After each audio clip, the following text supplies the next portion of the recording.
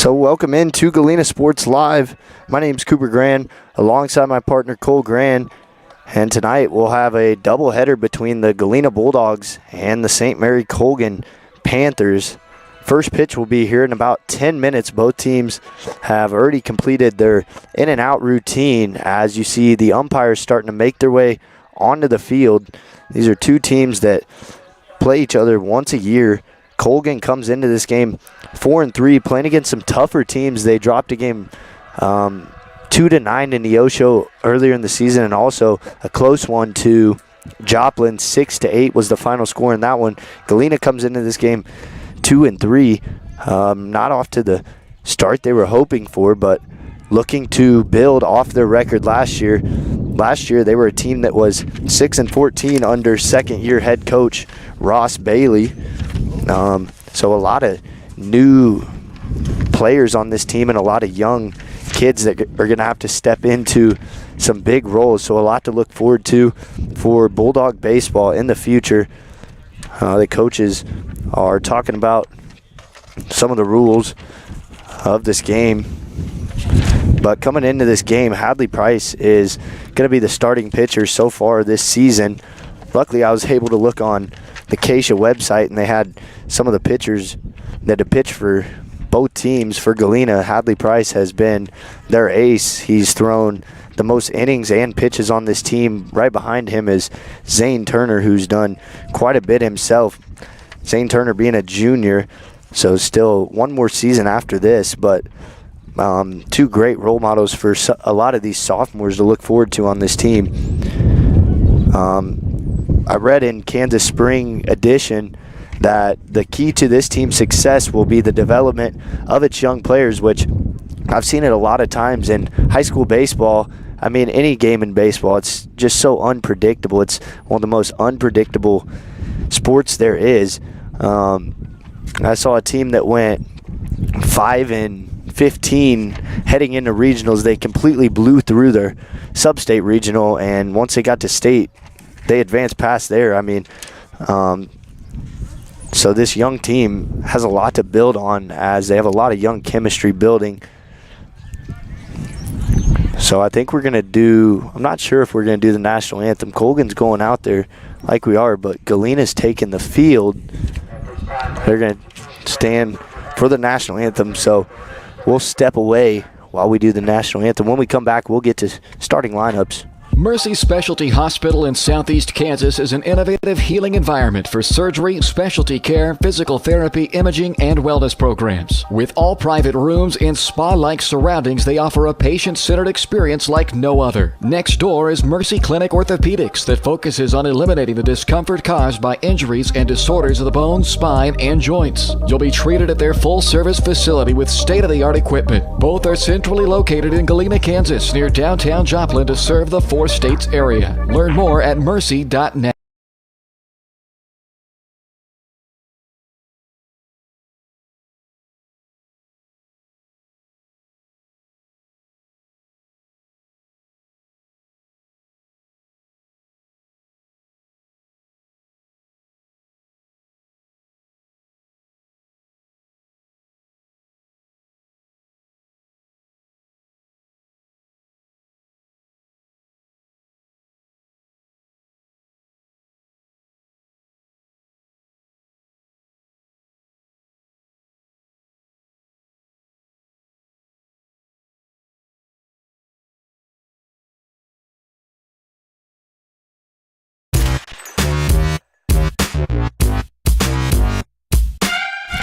So welcome back as warm-ups are underway. I'm going to get to starting lineups with both teams, starting with the visiting team.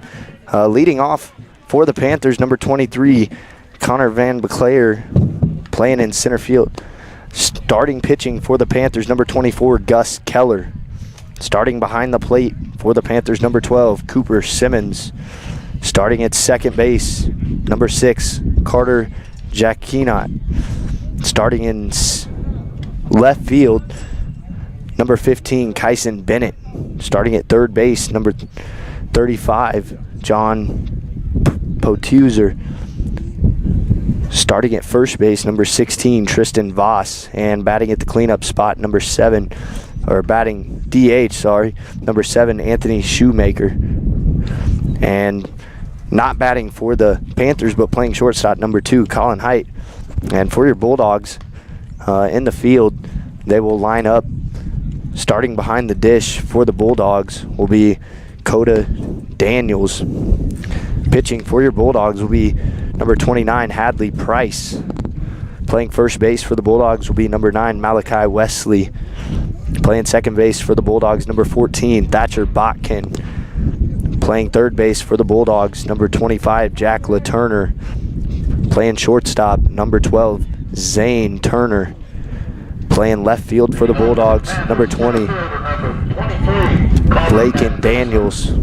Playing center field for the Bulldogs, number 32, Brody McNeemer. And playing right field, number 3, Jack Perry. As things are about to get underway, a beautiful day out here, Galena, Kansas. The wind blowing straight back at us. You can probably hear it. We actually have a crowd mic now, so shout out to the Girard crew. We're able to use their kit here towards the later part of the season, as there's not as many broadcasts going on, so thank you to them for the help. So we're going to have a great game here, a beautiful day, about all you can ask for. Perfect baseball weather. May not see too many home runs today as the wind's blowing straight from center field back into our face. First pitch on the outside corner, called strike 1 for Hadley Price. Again, like I hit on in our short pregame, we meant to get on the air a little bit quicker. He's their most used pitcher, had a 6.02 ERA last year, and just dotting that outside fastball so far. Great spot to live for a pitcher. So now Beclaire is down 0-2 to Price.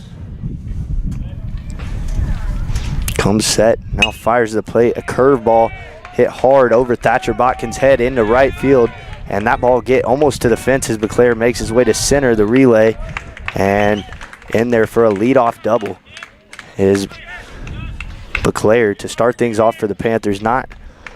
Pretty sure that's not the spot.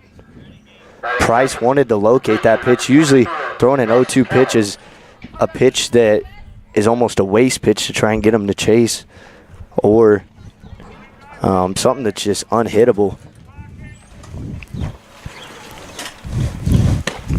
But Price doing a great job these first 2 batters, staying on the outside corner and getting ahead of batters. Certainly going to be an interesting part of this game to see how they continue to pitch to batters when the pitcher's up in the count. And also for the Bulldogs on offense, how they approach their 2 strike at bats, just winning pitches, trying to spoil the pitch and pass it on to the next guy. That one's taken a little too far outside, brings the count to even at 1-1.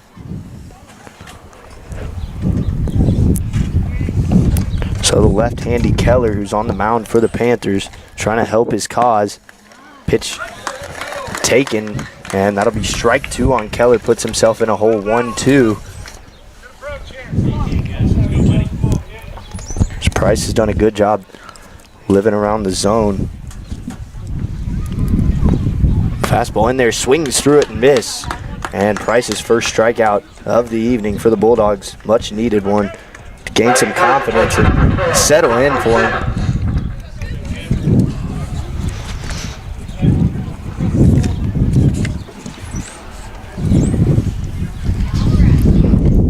So now up to the plate, Cooper Simmons, the catcher for the Panthers, digs in on the right-handed side, chops one, and that one's going to roll foul.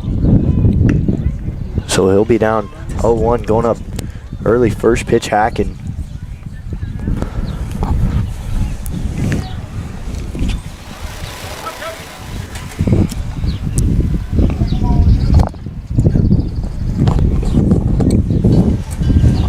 So he digs in, holds his hand up for time, and Price will step off the back of the mound.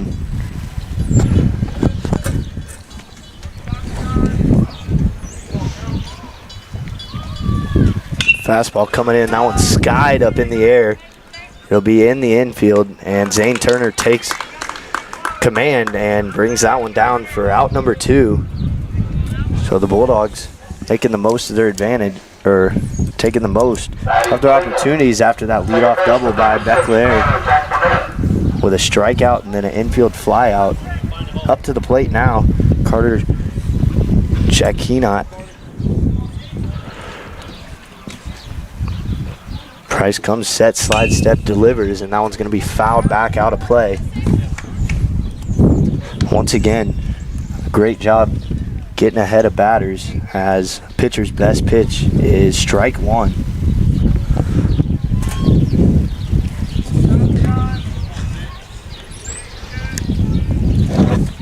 That one's going to hit him right in the back as he takes his way to first base, jogs on down there, doesn't appear to be hurt in any way, so good sign. I don't believe that meant any bad harm. So it was on the middle of his body. So now runners on first and second. A couple ducks on the pond for Kyson Bennett, the left fielder for the Panthers. Price trying to get out of this hole early in the first inning. Fastball fired in there, goes into right field, and it's going to be a line out right into the hands of Jack Perry. So that does it for the first inning of play. At the end of one, still a tie game. You're watching Bulldog Baseball on Galena Sports Live.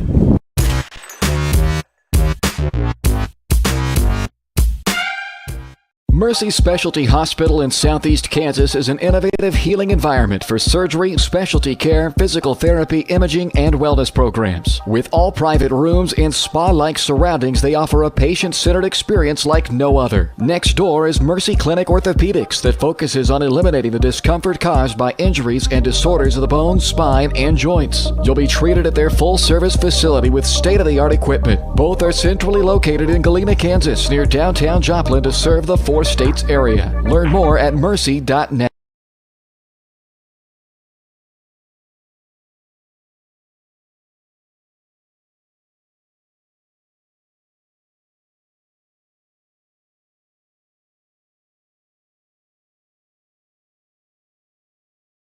Roto-Rooter is proud to serve Southeast Kansas, offering sewer and drain cleaning, as well as septic and grease trap pumping 24 hours a day, 7 days a week. From toilet clogs to video inspections, sewer line repairs to complete replacements. To make an appointment, call 620-231-5630. That's 620-231-5630. Roto-Rooter, proud to support area high schools and student athletes. See the rad in names and numbers.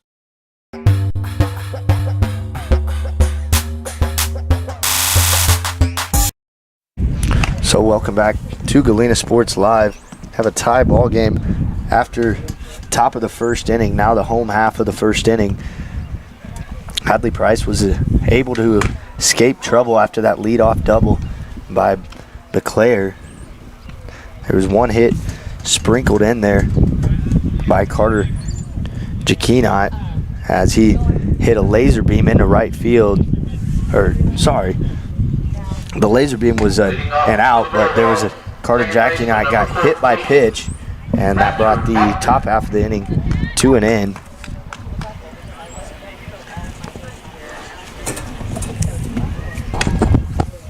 So leading off for the Bulldogs, number 14, Thatcher Botkin. We'll run through the Bulldogs lineup real quick. Batting second, number 12, Zane Turner. Batting third, number 29, Hadley Price. Batting at the cleanup, number 9, Malachi Wesley. Batting fifth, number 26, Casey Hopkins. Batting sixth, number 3, Jack Perry. Batting seventh, number 25, Jack LaTurner. Batting eighth, number 32, Brody McNemar. And batting ninth, number 20, Lakin Daniels. Coda Daniels will be in the field, but Casey Hopkins will be DHing for him today. First pitch was taken low, and then that pitch was also low, so Botkin works himself into an 0-2 count. Keller comes set, fires, and puts it in there for strike one.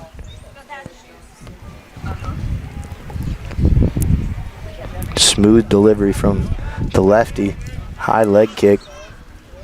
Botkin still up in the count. Comes to the plate, fouled off. Catcher's helmet.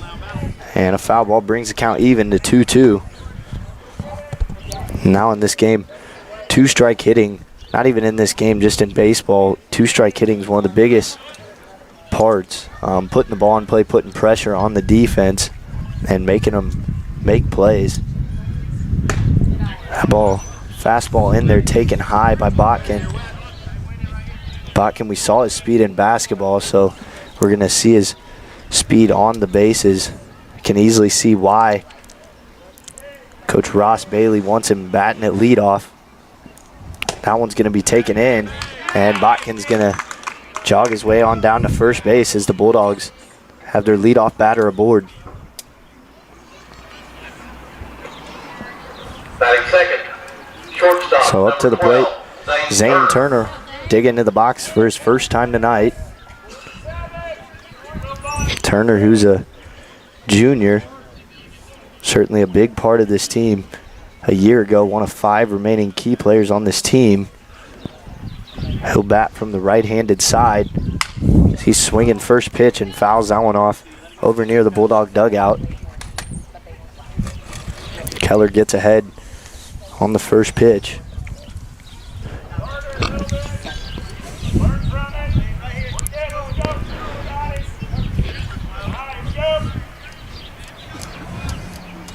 So far, have yet to see really any off speed from Keller, as that pickoff move can be dangerous, a lefty at any time. Always dangerous, so probably going to see him throw a couple pitches, trying to get his timing down before we see any steals out of Botkin over there, leading off at first base, about a 2-step lead at first. That one's going to fly out of his hand and taken way high around the shoulders of Zane Turner, brings the count even to 1-1. First base coach for the Bulldogs, Zach Shockey, and Ross Bailey, the head coach, coaching third for the Bulldogs. Bailey in his second season here, looking to improve from last season. It's got a good core group of guys to do it with, and a lot of young people, a lot of young sophomores coming up in this program.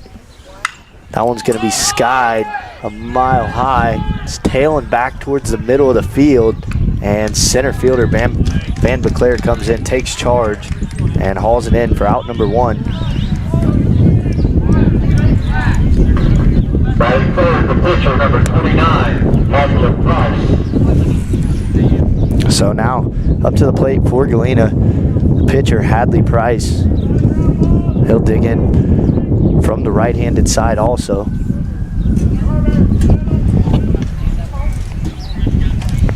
Keller comes set, keeping an eye over there on Botkin. First pitch swinging his Price, and he fouls that one up and out of play.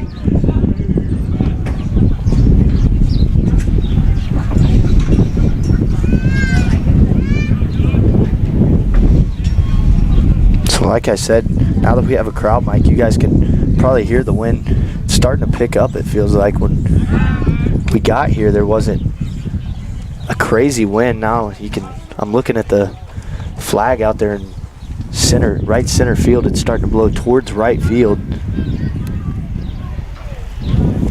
0-1 count, 1 out on the Bulldog 3-1 3-hole hitter. He fouls another one down the right field line and digs himself in a hole 0-2.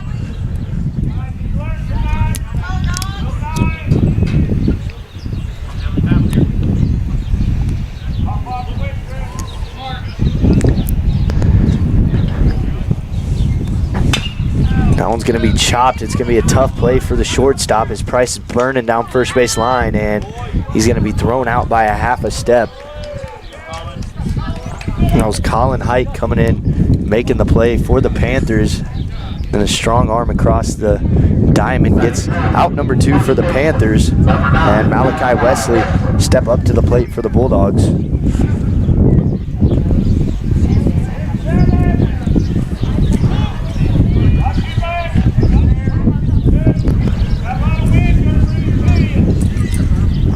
Wesley standing with his foot on the back of the box. First pitch swinging. This one goes up, and that one's going to be out of play also. That might have been in part to the wind, because when that one initially went up, it looked like it was straight above the plate. The catcher thought that too, and that one just kept carrying.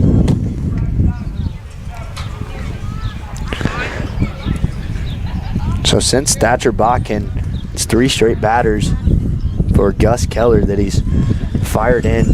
First pitch strikes to. Keller comes to the plate. That's going to be a pitch taken high for ball 1. Tough take for Wesley. So that curveball had quite a bit of break on it. Keller again. Wesley's hacking at it, and he rips that one off the light pole and left field foul.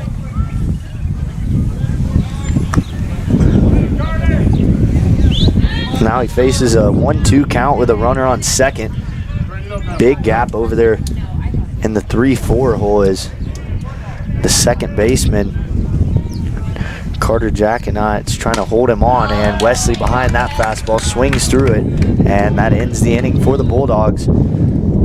So at the end of 1, we have a tie 0-0. You're watching Bulldog Baseball on Galena Sports Live.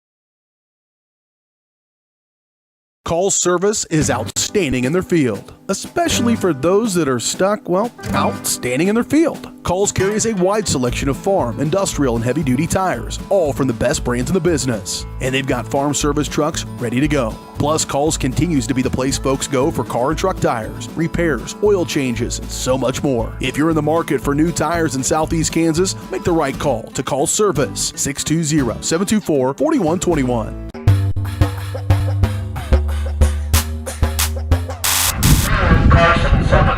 So welcome back to Bulldog Baseball here on Galena Sports Live. Stepping up to the plate will be number 3, John Podesek for the Panthers. First pitch swinging back to the pitcher, and you're going to say it hit his foot out of the box.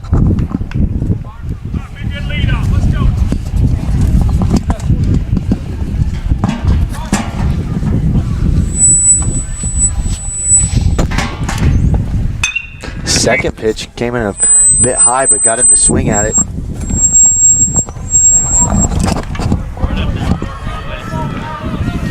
So now an 0-2 count. Price is able to get ahead of Podesek once again. Or not once again, against ahead of these Panther hitters. 0-2 pitch comes, and it's going to be fouled off as it was a fastball in the bottom part of the zone. So far, I'm really impressed with the location. He started off the game filling up the outside of the zone. Now, catcher set up low and able to hit that spot. Only thing I haven't seen is many off speeds. That one looked to be a changeup. It's going to be hit up the middle of play, deep in the hole, bounces it, and it's going to be knocked down by Wesley at first base, but the runner's going to be safe, as that's going to be scored as a hit. That was a tough play for Thatcher Botkin as he went back. He went back and got the backhand, and then tough play off his back hip.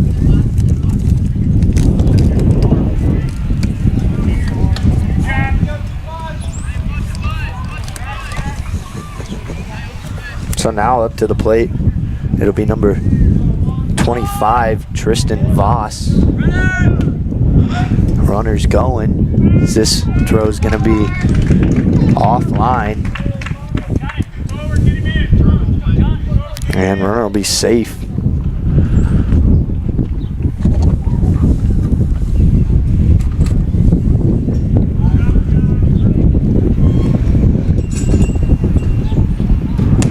One pitch comes in, and it's going to be low and in.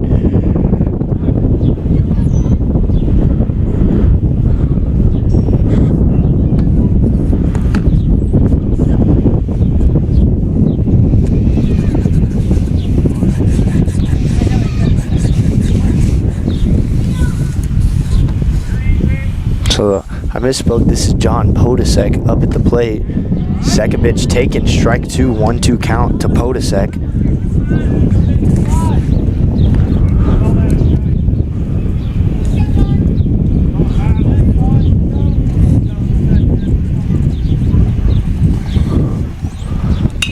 Pitch comes in, and that one's going to be spoiled and fouled out of play. The count will remain 1-2 with a runner on second, a lot like the first inning started for the Panthers. It was a leadoff double by Beclaire, and he got stranded as second as there was a strikeout and then a flyout, hit by pitch, and then we had a line out to right, and that's how the first inning ended. We'll see how this one ends. That's going to be a fastball that hits the other batter's box and gets past Coda Daniels. So I'm going to call that one a wild pitch.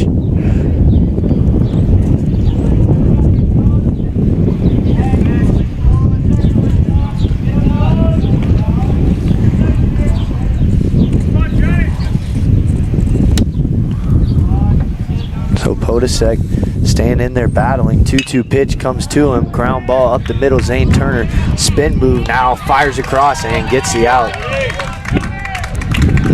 Nifty spin move. And Zane Turner stays down on the ball and fires it across.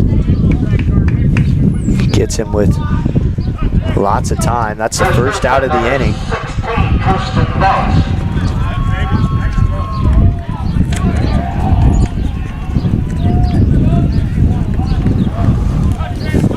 So Voss steps in from the left side of the plate. Price comes to the plate on the outside corner. Strike one once again. And the first batter, Beclaire, we saw him, the first 2 pitches were on the outside corner, so he's having good command against these left-handed batters. That one's going to be the right location, just a little bit low.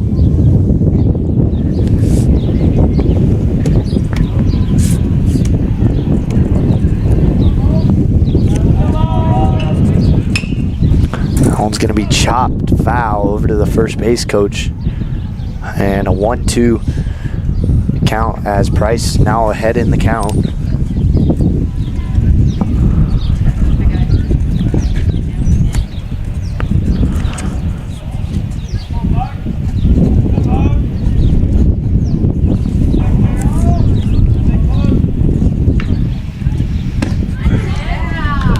And called strike 3 as he throws a perfectly located fastball and sits him down for out number 2 for the Bulldogs. So that's going to be Price's second strikeout of the game.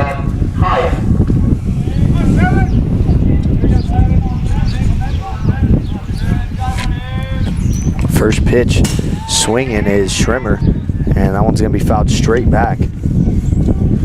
Here, right on the pitch. That means the ball comes straight back, so he was on that pitch, but Price got the best of him that time.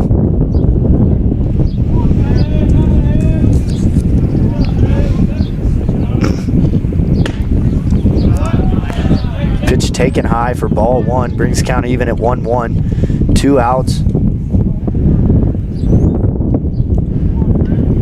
This is the Panthers' 9-hole hitter at the plate. He's their DH. It's going to be taken low and out.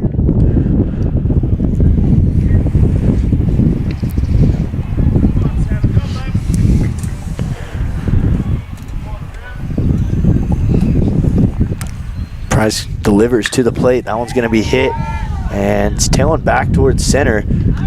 But there to make a play for the Bulldogs is Brody McNemar as he comes down with it and ends the top half of the first. At the end of 1, Colgan leads it by, or at the end of the top half of the second, Panthers 1, Bulldogs 0. You're watching Bulldog Baseball on Galena Sports Live.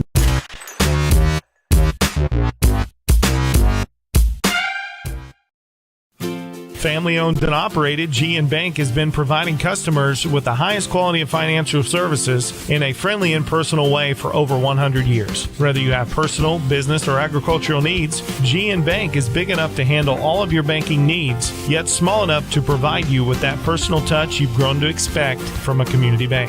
GN Bank, equal housing lender, member FDIC. Learn more at gn-bank.com. The difference between gambling and having a gambling problem is worth knowing. Learn about the warning signs that you or someone you care about could be at risk. If you struggle with a gambling problem, or if you are impacted by a loved one struggling with a gambling problem, please get help. You can get confidential, no out-of-pocket cost assistance by calling the Kansas Problem Gambling Helpline at 1-800-522-4700 or at ksgamblinghelp.com. Know your limits. This message is brought to you by the Southeast Kansas Problem Gambling Task Force.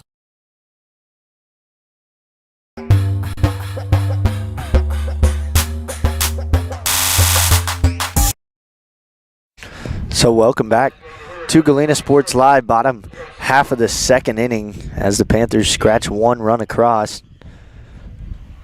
And now leading off the home half of the second inning for the Bulldogs is Casey Hopkins. Stands in there from the right side, first pitch swinging, and Keller's going to get ahead. Both teams really being aggressive on the first pitch, fastball hunting. That's going to be a curveball as it's breaking towards Hopkins' ankles, but he's able to fight it off foul, and now an 0-2 count. Trying to dig himself out of a hole here.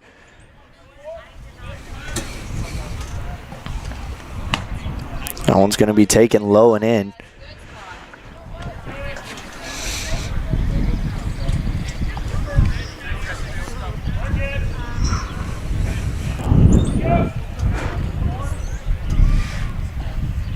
That one's chopped right back to the pitcher Keller as he runs over to first and underhand tosses it. Keller did a good job there, starting ahead and able to retire the first batter of the inning.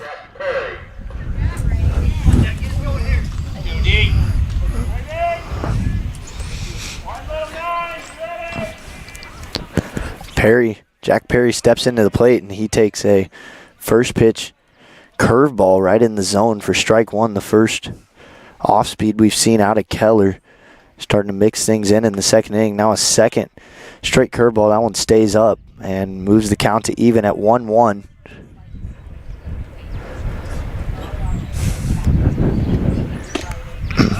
Now he throws another one, so really starting to mix the off speed in.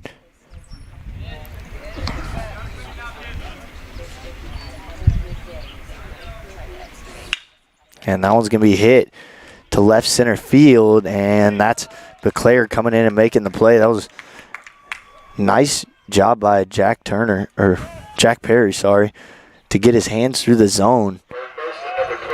But that wind is blowing in, and the outfield's not playing too deep at all. I mean, I couldn't tell you how far. They're probably playing a couple steps inside of regular depth in the outfield.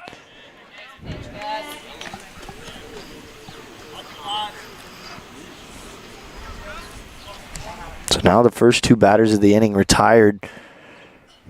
And Keller continuing to throw a curveball, a long loopy curveball.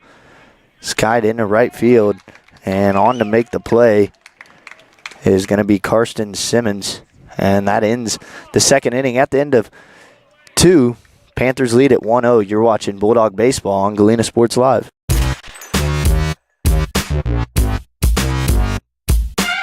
Do you have a construction project that just needs that custom touch? Are you looking for a contractor who can get it all done? Roof to floors and everywhere in between? Then call Dustin Sneed at DS Construction. With more than 20 years of industry experience, DS Construction specializes in new construction, roofing, renovations, and more. There's no job too big or small. For a free estimate, call DS Construction at 620-724-0209. That's 620-724-0209.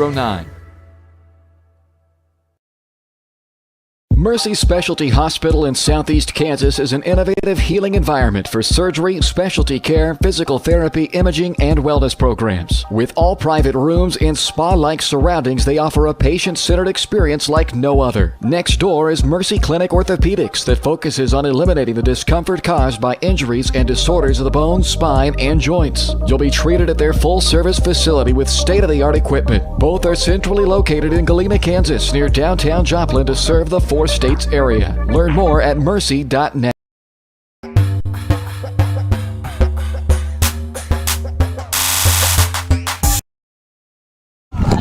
So welcome back to Galena Sports Live. We're now in the top half of the third. Hadley Price back out on the mound to start the third for the Bulldogs.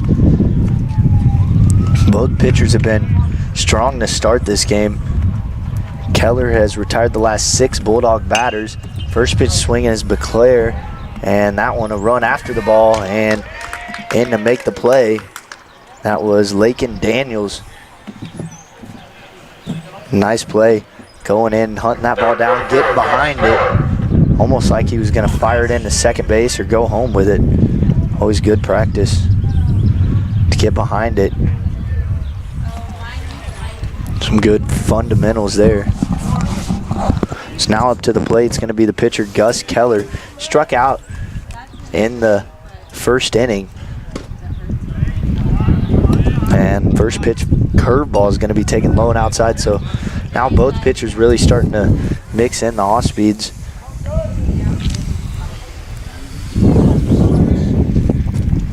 That one's going to be hit out to left field. And Lakin Daniels calls it off and able to make the catch. 2 quick outs for the Bulldogs. So 2 flyouts in a row out to Lakin Daniels. That brings Cooper Simmons up to the plate. His first time up, he flew out.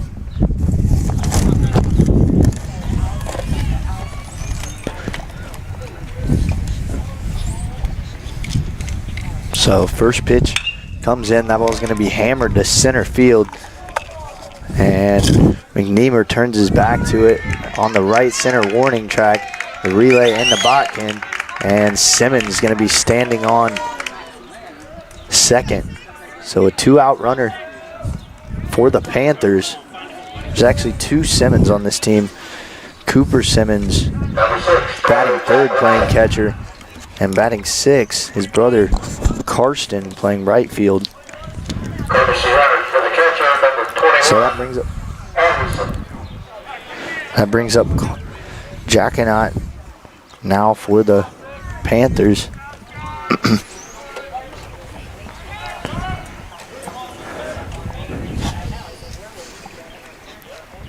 So Price has done a solid job so far. There's only been 2 really big hits given up. There was that leadoff double. Now this one's going to be hit, and that one's going to be shallow as it's going to end up dropping. That was almost in no man's land. Now coming home is Simmons, and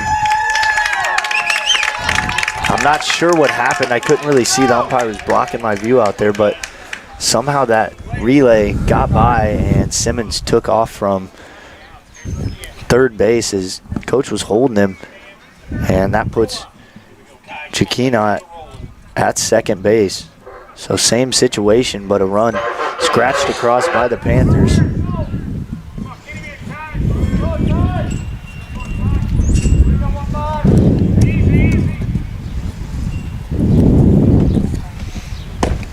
So first pitch taken by Kyson Bennett. In the first inning, he lined out.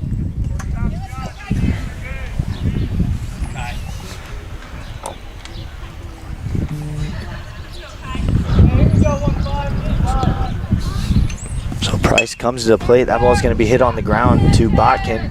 Shuffles his feet, fires it across to first, and ends the inning. Leaves 1 man stranded on the bases for the Panthers. In the top half of the third, Panthers get 1 more. It makes it 2-0 Colgan going to the home half of the third. You're watching Bulldog Baseball on Galena Sports Live.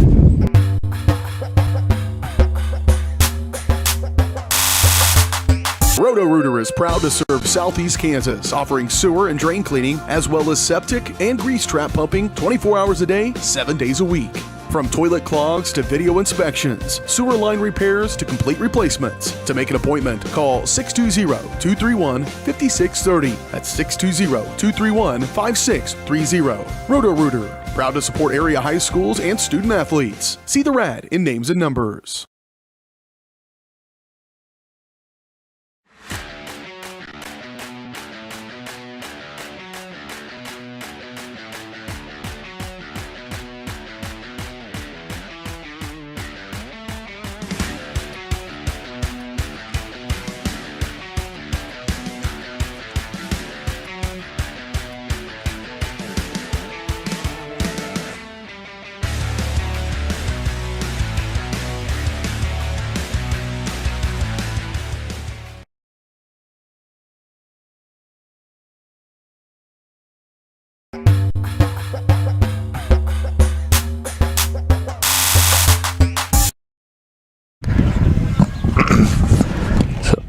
So welcome back to the home half of the third inning.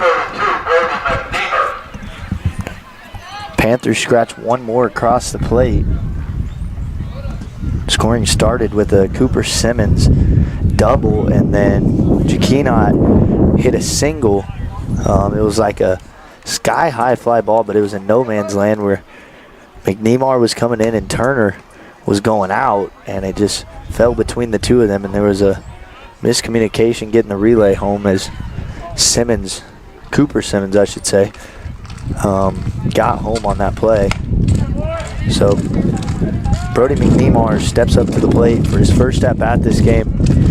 The last 6 batters for the Bulldogs have been retired, and an even count at 1-1 for McNemar. Looked like he was going to lay a bunt down, but smartly pulls back. So the umpire appealed down to first base. Kind of surprised he did that, because usually they'll teach the umpires that if it's a right-handed batter, they're able to see it a lot better. But in that position, first base umpires, hitter's back's kind of turned, but that pitch was taken for strike number 2. So even once again at 2-2, Keller steps back off the mound and is going to look back in for his sign. Comes set, now delivers to the plate. Ball taken high and brings the count full.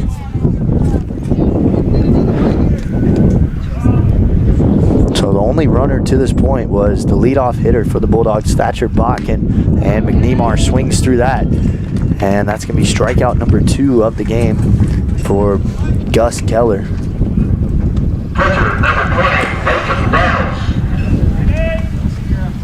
So up to the plate, it's going to be Lakin Daniels for the Bulldogs.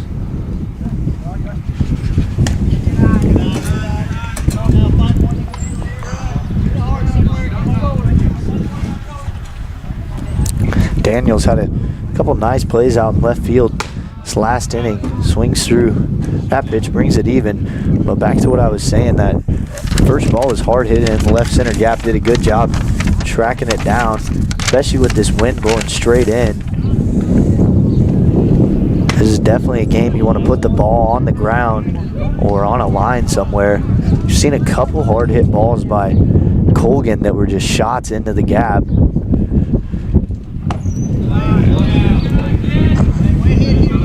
Ball taken low and in, and puts Daniels up in the count 3-1. Bulldogs still have yet to record a hit. Great hitters count here for Daniels, batting in the 9 spot. And this one's going to be taken up and in as he's going to take his base. And the second walk issued by Keller of the game.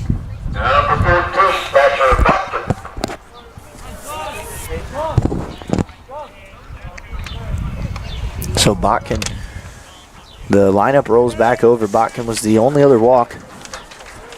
Digs in for his second time in here in the bottom of the third inning. Bulldogs still in this one. Look to lay it down. Now it caught in between is Daniels, and they're going to have him in a pickle, and he's going to end up getting tagged out. That was Colin Height chasing him down. Daniels looked like he kind of hesitated. They had him picked off, when the catcher back picked him over the first, and he made the right move, just taking off to second. But he had looked back and kind of hesitated, and it might have cost him a base there, as it gave the first baseman a little more time to get his throw together and fire it over to second base. So that'll be out number 2 recorded.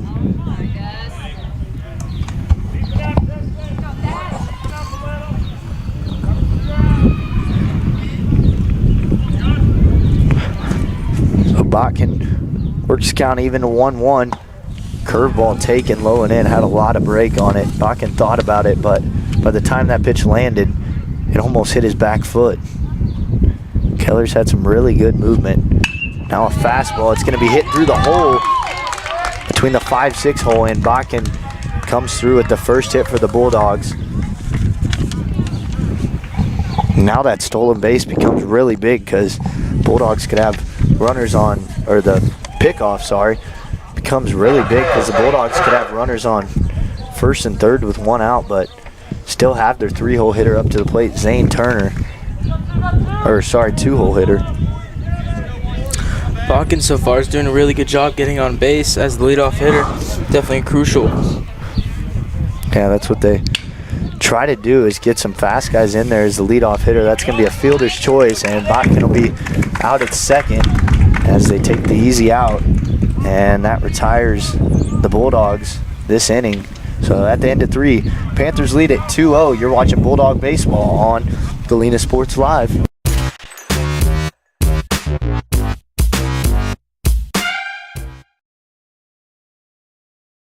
Call's service is outstanding in their field, especially for those that are stuck, outstanding in their field. Call's carries a wide selection of farm, industrial, and heavy-duty tires, all from the best brands in the business. And they've got farm service trucks ready to go. Plus, Call's continues to be the place folks go for car and truck tires, repairs, oil changes, and so much more. If you're in the market for new tires in Southeast Kansas, make the right call to Call's Service, 620-724-4121. See more at callservicellc.com.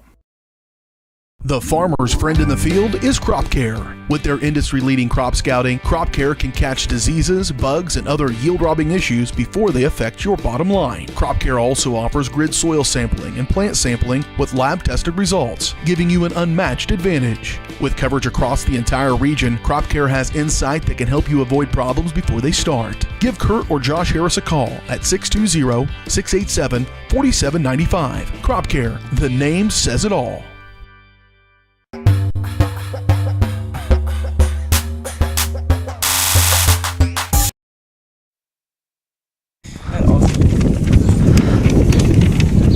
So welcome back to Galena Sports Live. Now in the top half of the 4th inning, Bulldogs had a couple base runners there, but leave them stranded,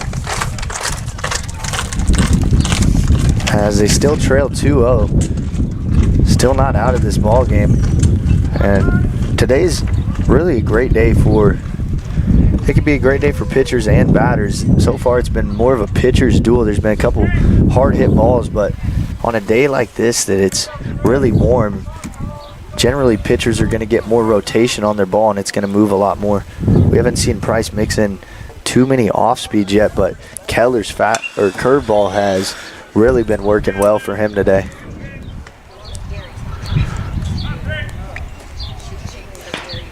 So gets ahead of Karsten Simmons up to bat now. His first at bat, he had a single, ended up stealing second, and fouls that one off. Both pitchers each with 2 strikeouts in this game, so really trusting their defense.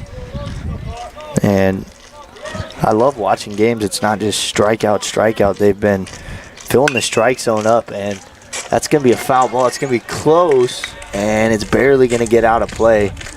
That may have been wind may have played a part in that right there. But that sun in the second game, looking at it now, it's in our eyes, but it's going to start setting and be over in the eyes of third base and left field area.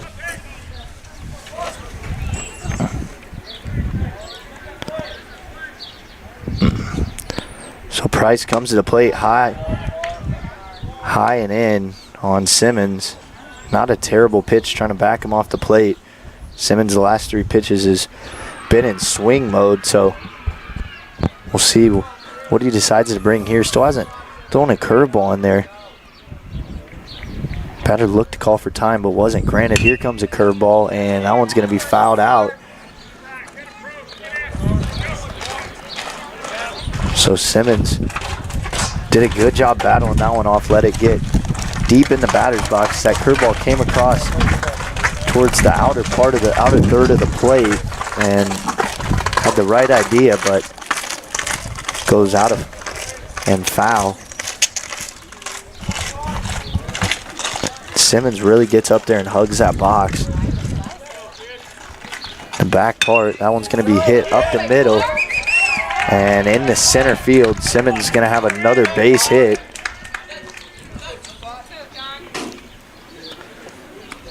Simmons had really good ball placement there. Almost hit Hadley Price. He just got out of the way before it got him in the shin. Yeah, it wasn't the hardest hit ball. That ball, it was hit in the perfect spot because it was right back at the pitcher, but Thatcher Botkin almost got to that ball because it really died in the grass there. Yeah, he's definitely, Thatcher Botkin's been using his speed earlier. He had that backhand and saved the ball from it being a lot worse of a position when it was hit towards Hadley Price about 2 innings ago, 2nd inning. So yeah, Price really jumped off the mound with that one. An athletic pitcher, as we saw him play basketball. A great season for the boys basketball team. Has had an undefeated regular season going into state, and still a great season that will go down in the record books here at Galena High School. Yeah. And a lot of these guys, some of them do track and field also, which is always great as an athlete because it's never bad to really limit yourself in sports you play. You see a lot of statistics saying multi-sport athletes are more of the athletes that get into college, or they have a higher % chance. Track and field also really definitely helps with their conditioning as well. I mean, baseball isn't a super I'm trying to think the word here, super tasking condition wise, but it's still always good to be up on that. So 0-1, first pitch in there on the outside corner.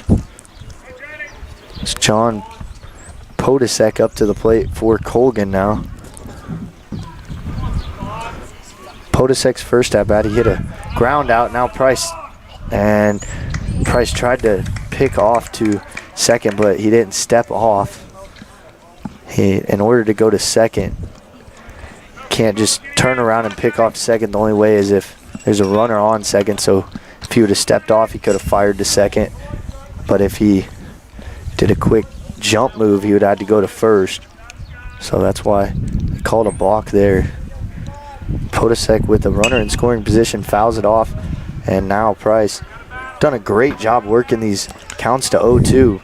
But Colgan, props to them. They've done a really good job battling with 2 strikes, fouling pitches off they don't like, just spoiling them, and finding the pitches they do like. I mean, Price has done everything right, but he might have missed the spot a couple times on some of these fastballs, or sorry, not fastballs, his 2-strike locations.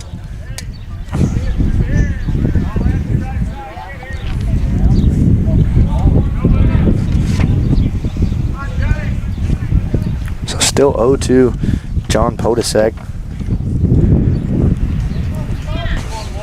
Price comes to the plate, delivers, ball hit right back up in the middle. And that's Simmons rounding third. He's going to be held as the play comes home. And great defense there great heads up by Hadley Price there. Exactly what a coach teaches. Wherever the next throw is, need to be there to back up if you're the pitcher. Even though he wasn't happy about the result. Being a great team player to be there and back up the catcher. If he wasn't there, there's probably a run coming home and runner would have been on third. So So now runners on second and third with no outs.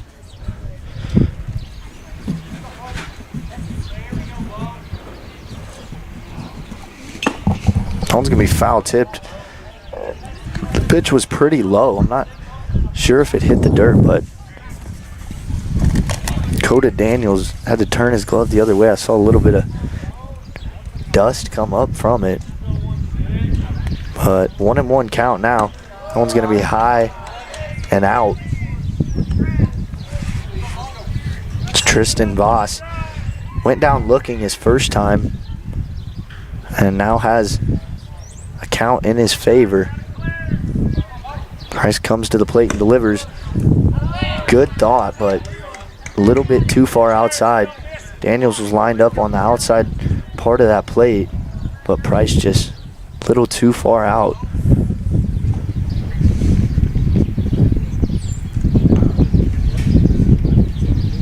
Price down the middle, and that one's going to be hit into center field. Caught by McNemar. Now runner coming home. A good throw. It's going to be a long hop, but Simmons is going to be safe at home, and that's going to score the third run of the game for the Panthers. McNemar had a great throw in from center field. Saw him get behind the ball, and then he got his crow hop into it and did everything perfect. Just Simmons' speed got him there a little before.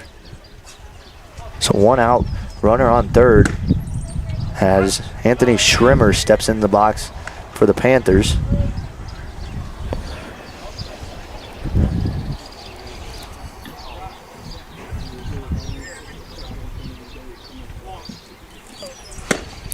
Schrimmer takes that one on the inside part of the plate. That one was close.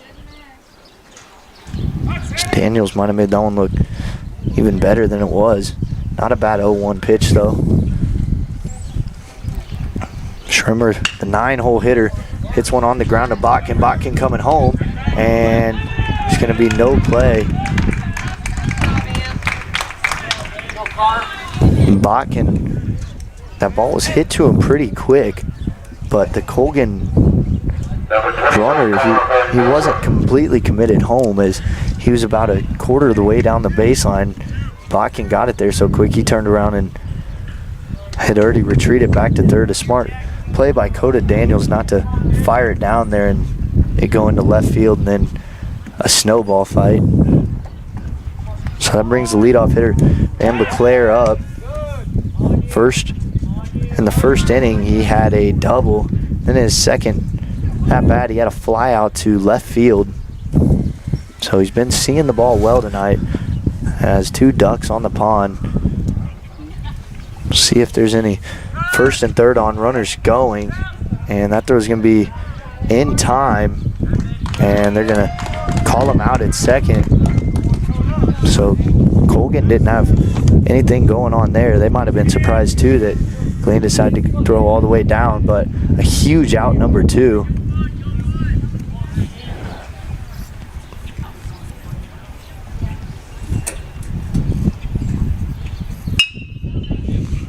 Ball's on the ground, fielded by Wesley. Now a little PFP, and a close play. He's going to be out at first.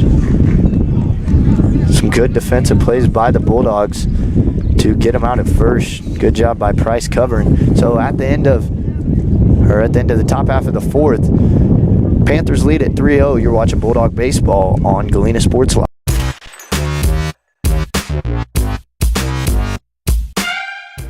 Call service is outstanding in their field, especially for those that are stuck, outstanding in their field. Calls carries a wide selection of farm, industrial, and heavy-duty tires, all from the best brands in the business. And they've got farm service trucks ready to go. Plus, Calls continues to be the place folks go for car and truck tires, repairs, oil changes, and so much more. If you're in the market for new tires in Southeast Kansas, make the right call to Call Service, 620-724-4121. See more at callservicellc.com.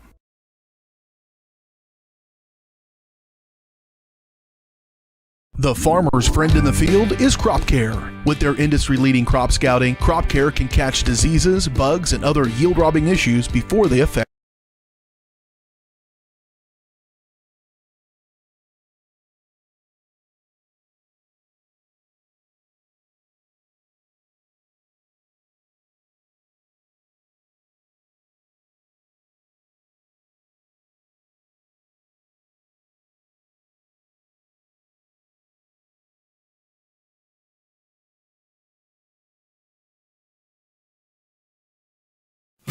Family owned and operated, GN Bank has been providing customers with the highest quality of financial services in a friendly and personal way for over 100 years. Whether you have personal, business, or agricultural needs, GN Bank is big enough to handle all of your banking needs, yet small enough to provide you with that personal touch you've grown to expect from a community bank. GN Bank, equal housing lender, member FDIC. Learn more at gn-bank.com.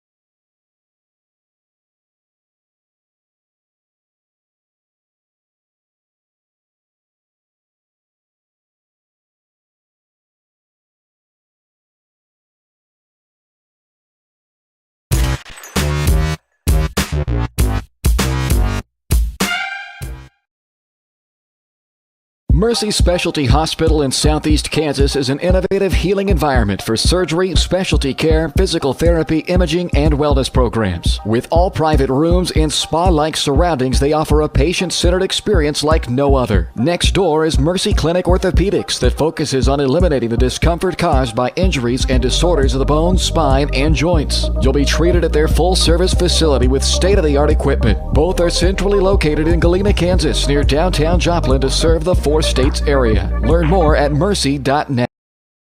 Roto-Rooter is proud to serve Southeast Kansas, offering sewer and drain cleaning, as well as septic and grease trap pumping 24 hours a day, 7 days a week. From toilet clogs to video inspections, sewer line repairs to complete replacements. To make an appointment, call 620-231-5630. That's 620-231-5630. Roto-Rooter, proud to support area high schools and student athletes. See the rad in names and numbers.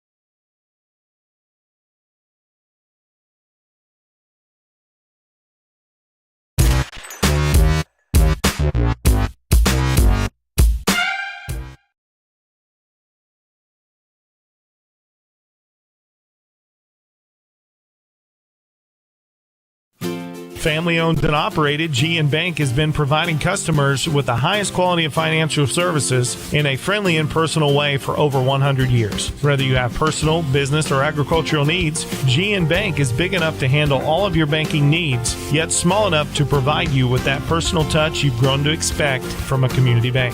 GN Bank, equal housing lender, member FDIC. Learn more at gn-bank.com.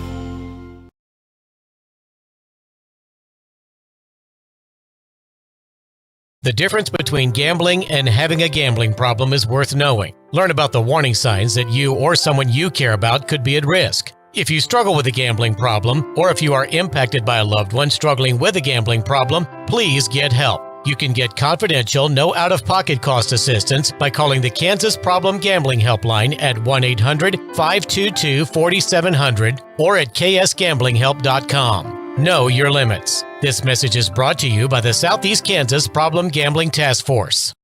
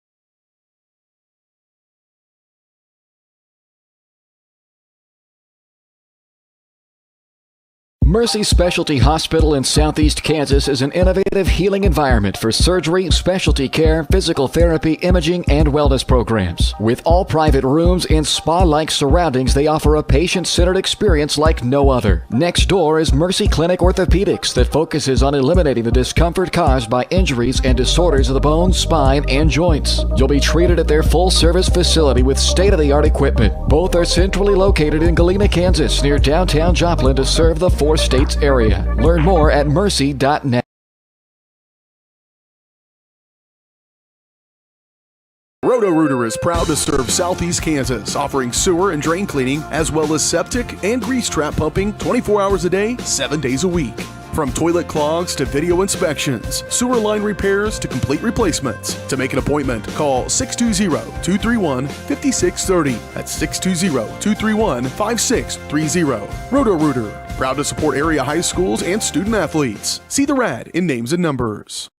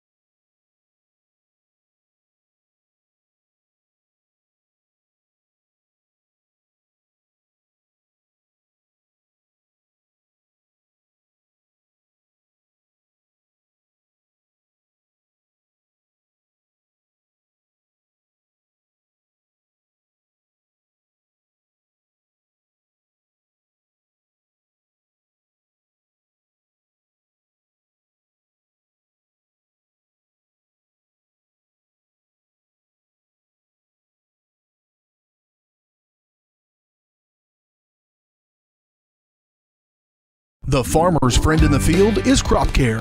With their industry-leading crop scouting, crop care can catch disease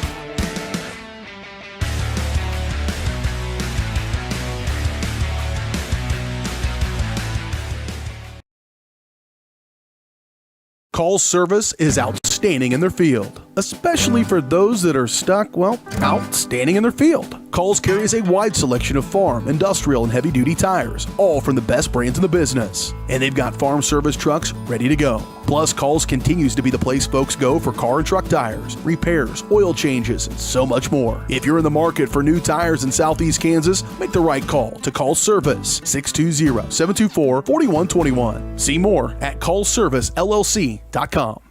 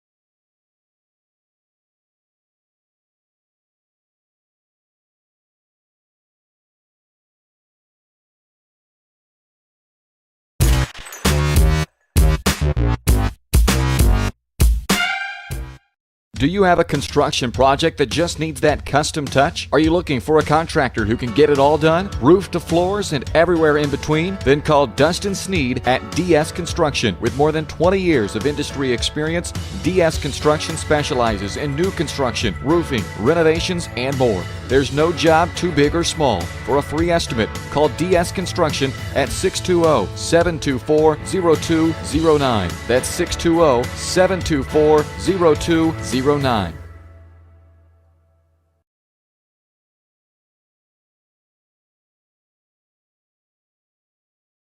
The difference between gambling and having a gambling problem is worth knowing. Learn about the warning signs that you or someone you care about could be at risk. If you struggle with a gambling problem, or if you are impacted by a loved one struggling with a gambling problem, please get help. You can get confidential, no out-of-pocket cost assistance by calling the Kansas Problem Gambling Helpline at 1-800-522-4700 or at ksgamblinghelp.com. Know your limits. This message is brought to you by the Southeast Kansas Problem Gambling Task Force.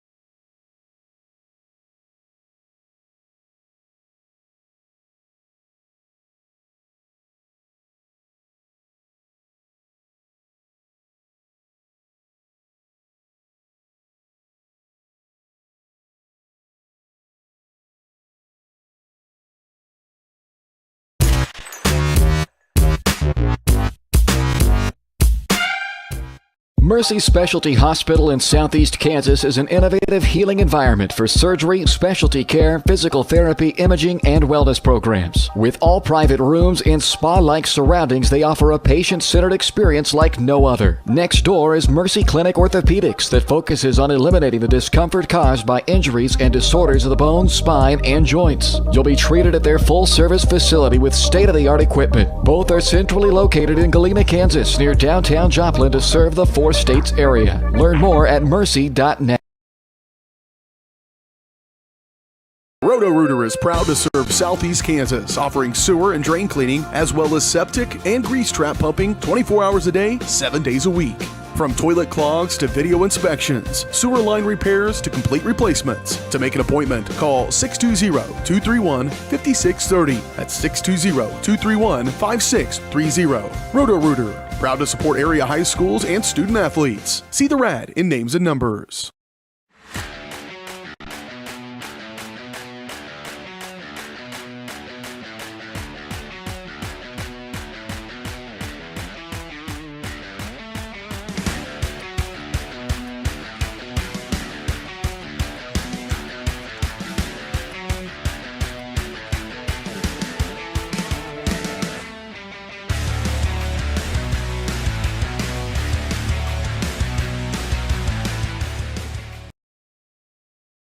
Call service is outstanding in their field, especially for those that are stuck, outstanding in their field. Calls carries a wide selection of farm, industrial, and heavy-duty tires, all from the best brands in the business. And they've got farm service trucks ready to go. Plus, Calls continues to be the place folks go for car and truck tires, repairs, oil changes, and so much more. If you're in the market for new tires in Southeast Kansas, make the right call to Call Service, 620-724-4121. See more at callservicellc.com. The farmer's friend in the field is Crop Care. With their industry-leading crop scouting, Crop Care can catch diseases, bugs, and other yield-robbing issues before they affect your bottom line. Crop Care also offers grid soil. Family owned and operated, G & Bank has been providing customers with the highest quality of financial services in a friendly and personal way for over 100 years. Whether you have personal, business, or agricultural needs, G & Bank is big enough to handle all of your banking needs, yet small enough to provide you with that personal touch you've grown to expect from a community bank. G & Bank, equal housing lender, member FDIC. Learn more at gn-bank.com.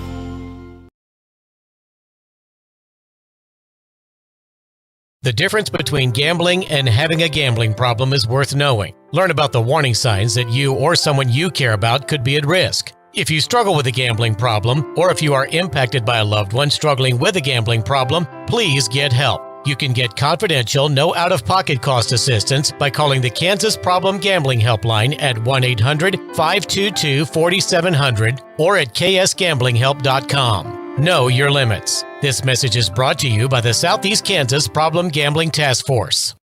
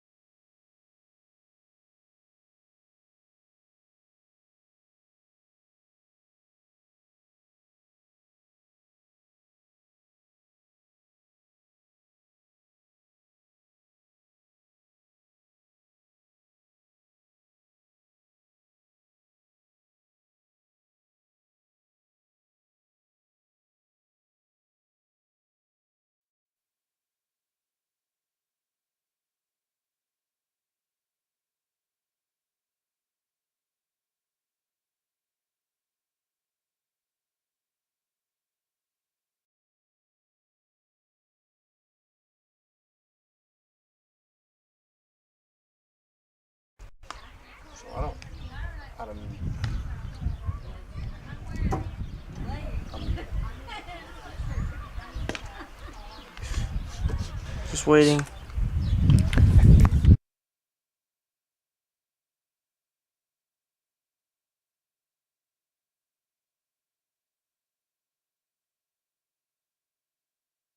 So sorry about, we're having quite a bit of sound issues right now. It should be good to go now. But the first inning started off very well there for Colgan. The first walk was issued to the leadoff batter, Connor Van Beclaire, and then a shot to left field by Gus Keller put runners on first and second. The first out was recorded on a fly out to left field, which Zane Adams was able to bring in, and then we had a pop out to the pitcher and then a fielder's choice that was hit over to Casey Hopkins, stepped on third and got the last out for him.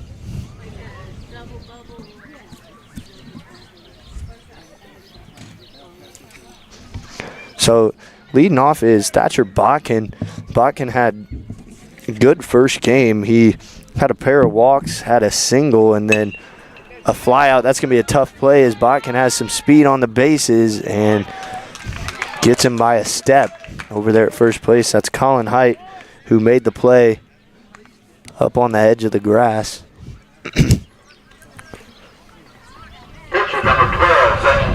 So out number one is recorded on that play. So Zane Turner, who's pitching this game, steps into the box trying to help his cause.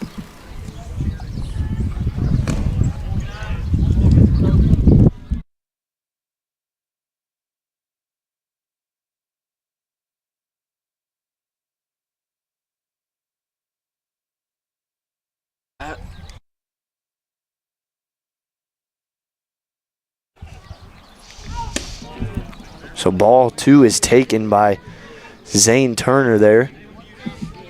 Turner now in a hitter's count. Had a big one-out single in the home half of the seventh to continue that Bulldog rally. Swings through that one. He wanted that one. Cooper Simmons is on the bump for Colgan.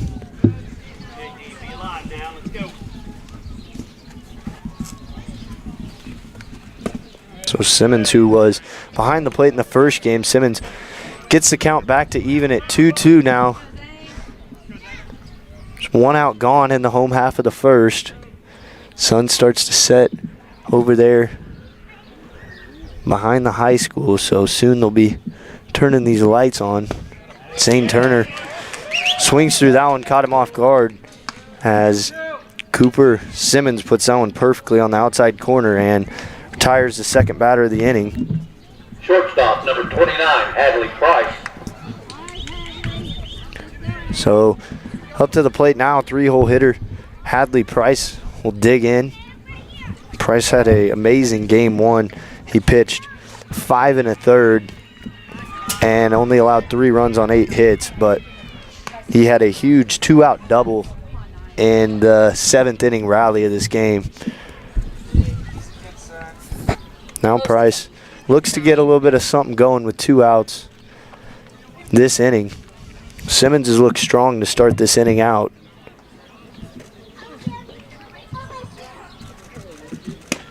Ball's going to stay a bit outside and count works to 2-0 in Price's favor. It's Noah Duncan behind the dish for St. Mary's Colgan. He's getting DH for, so he's just playing the field this game. We didn't see any glimpses of him last game. Cooper Simmons gets one in there for strike one.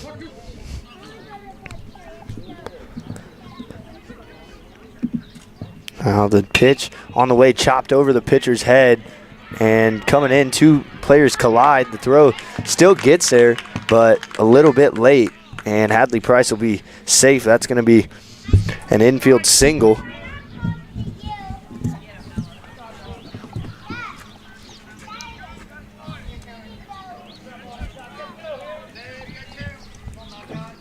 So now it looks like Number 9, Malachi Wesley.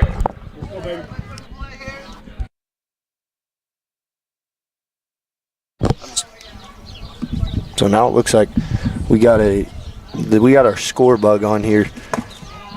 These first couple games have been rough. That softball game we did, that was a disaster, and our apologies for that. We were working through quite a bit of issues. So we'll get a makeup date for you guys where we'll do another game, but that was a nice hit right up the middle. You could almost hear the zing off that ball from back where we're sitting. Got shot right back where it came from for a 2-out single to put runners on first and second for the Bulldogs. So the 3-4 hitters deliver in the Bulldogs lineup to bring up Casey Hopkins.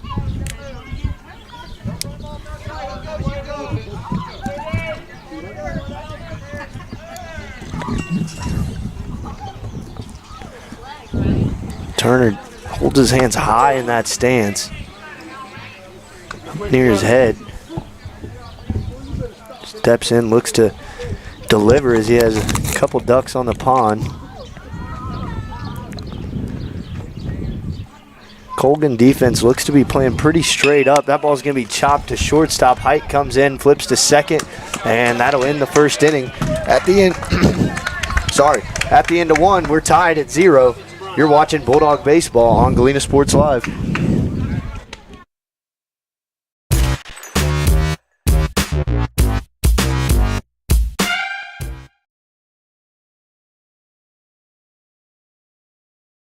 Mercy Specialty Hospital in Southeast Kansas is an innovative healing environment for surgery, specialty care, physical therapy, imaging, and wellness programs. With all private rooms and spa-like surroundings, they offer a patient-centered experience like no other. Next door is Mercy Clinic Orthopedics that focuses on eliminating the discomfort caused by injuries and disorders of the bones, spine, and joints. You'll be treated at their full-service facility with state-of-the-art equipment. Both are centrally located in Galena, Kansas, near downtown Joplin to serve the 4 states area. Learn more at mercy.net. Roto-Rooter is proud to serve Southeast Kansas, offering sewer and drain cleaning, as well as septic and grease trap pumping 24 hours a day, 7 days a week. From toilet clogs to video inspections, sewer line repairs to complete replacements. To make an appointment, call 620-231-5630. That's 620-231-5630. Roto-Rooter, proud to support area high schools.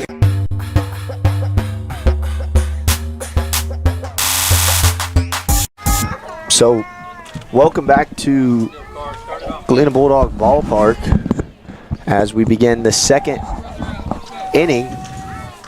At the plate for the Panthers is going to be Karsten Simmons.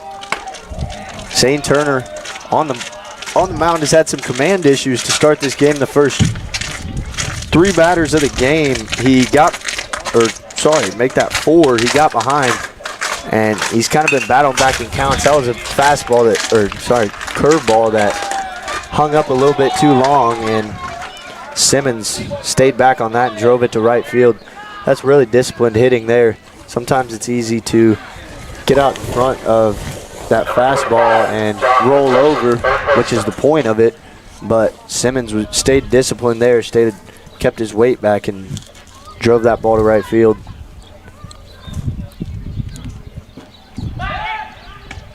Pick off over to first. Just keeping him honest over there.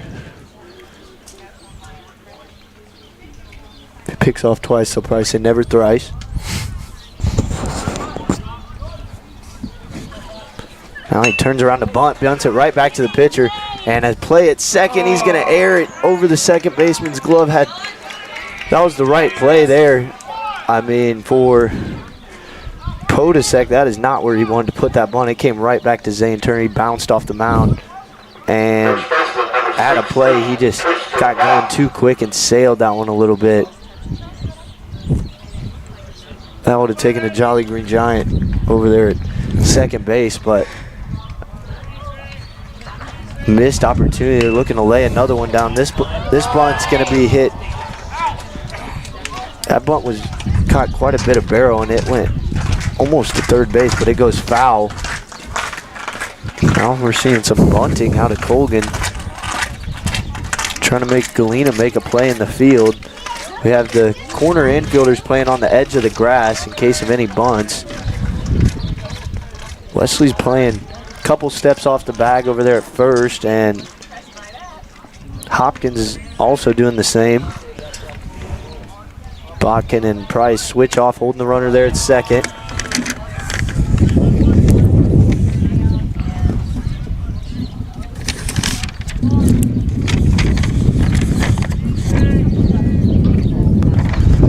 So come set fires, and strike two.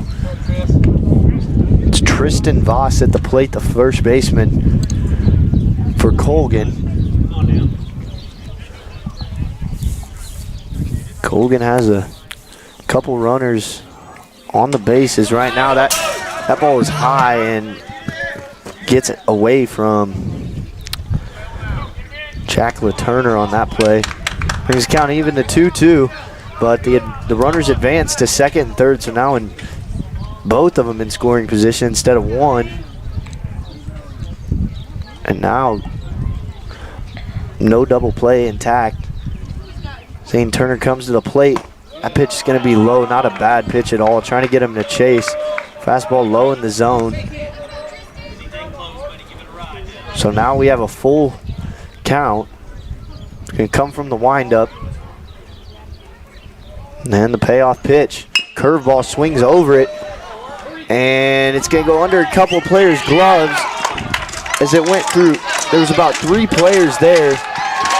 Zane Turner came flying off that mound, trying to make a play. Got past him. Turner kind of got Wesley's way and went past him, and then might have got deflected between those two, and it threw Botkin's view off there also. So that was a tough play there. Yeah, definitely tough. But I think Botkin was going to back up first base. Yeah. And then saw that it got past Malachi Wesley and kind of just tried to dive for it. Yeah, that's a tough break there, but for Galena, I know Coach Ross Bailey's going to talk to them in the dugout about communication. You got to be screaming out, I got it, almost like a fly ball, because communication is huge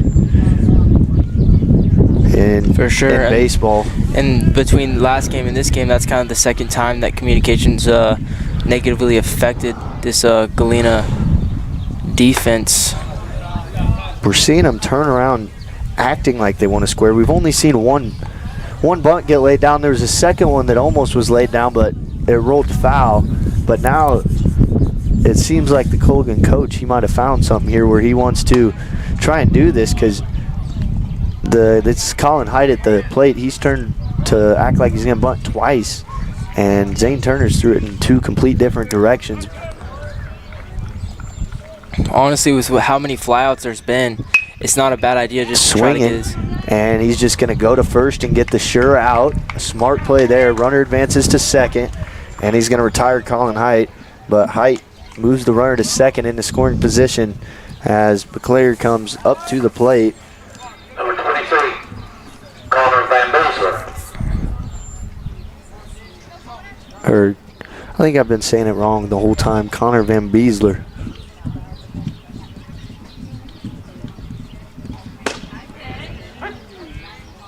So first pitch strikes in there to Van Beesler. That sounds more like it. Turner able to get ahead in this count. Slide step comes to the plate. This pitch is turned on, and it's going to be over Jack Perry's head. Van Beesler's churning his legs. He's looking for third. They're telling him to hold up at second, and he's going to be in there with a RBI double.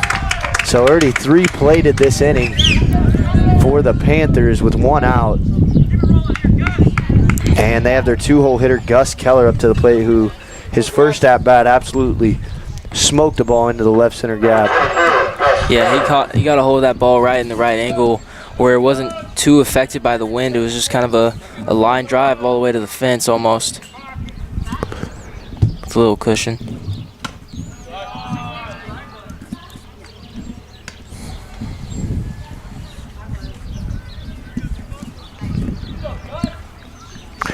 So Keller watches the first pitch for a ball and swings through that one on the outside part of the plate. Good location there.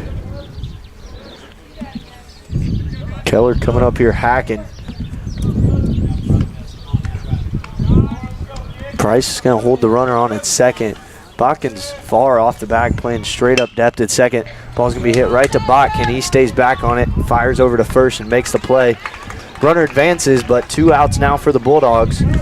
So Gus Keller advances the runner there as Cooper Simmons comes up to the plate. And Simmons, who in the first game he had a pair of doubles where he teed off on those balls.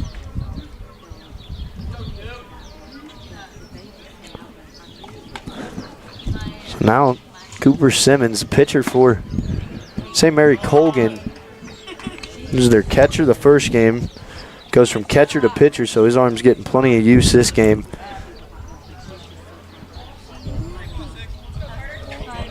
I don't know what just happened. Did you see any signal from the dugout? I didn't see any signal, but it had to have been an intentional walk, I don't know. I could see that. They don't want to let this game get too far away from them because Simmons had. So if I'm looking back at the last game, Simmons had those 2 doubles. He had a fly out, a ground out, and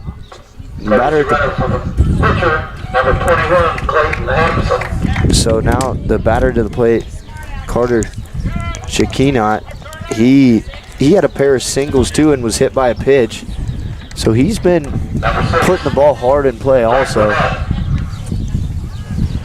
2 outs, runners first and third. Zane Turner slide step to home. Ball's going to be in the dirt, but blocked by Jack LaTurner to keep it in front of him. No runners advance.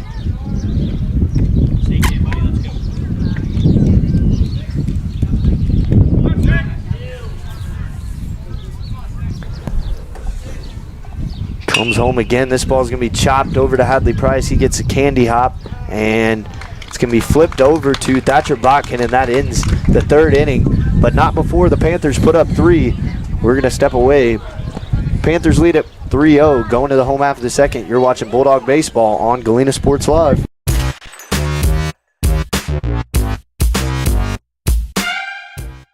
Mercy Specialty Hospital in Southeast Kansas is an innovative healing environment for surgery, specialty care, physical therapy, imaging, and wellness programs. With all private rooms and spa-like surroundings, they offer a patient-centered experience like no other. Next door is Mercy Clinic Orthopedics that focuses on eliminating the discomfort caused by injuries and disorders of the bones, spine, and joints. You'll be treated at their full-service facility with state-of-the-art equipment. Both are centrally located in Galena, Kansas, near downtown Joplin to serve the 4 states area. Learn more at mercy.net. Roto-Rooter is proud to serve Southeast Kansas, offering sewer and drain cleaning as well as septic and grease trap pumping 24 hours a day, 7 days a week. From toilet clogs to video inspections, sewer line repairs to complete replacements. To make an appointment, call 620-231-5630. That's 620-231-5630. Roto-Rooter, proud to support area high schools and student athletes. See the rad in names and number.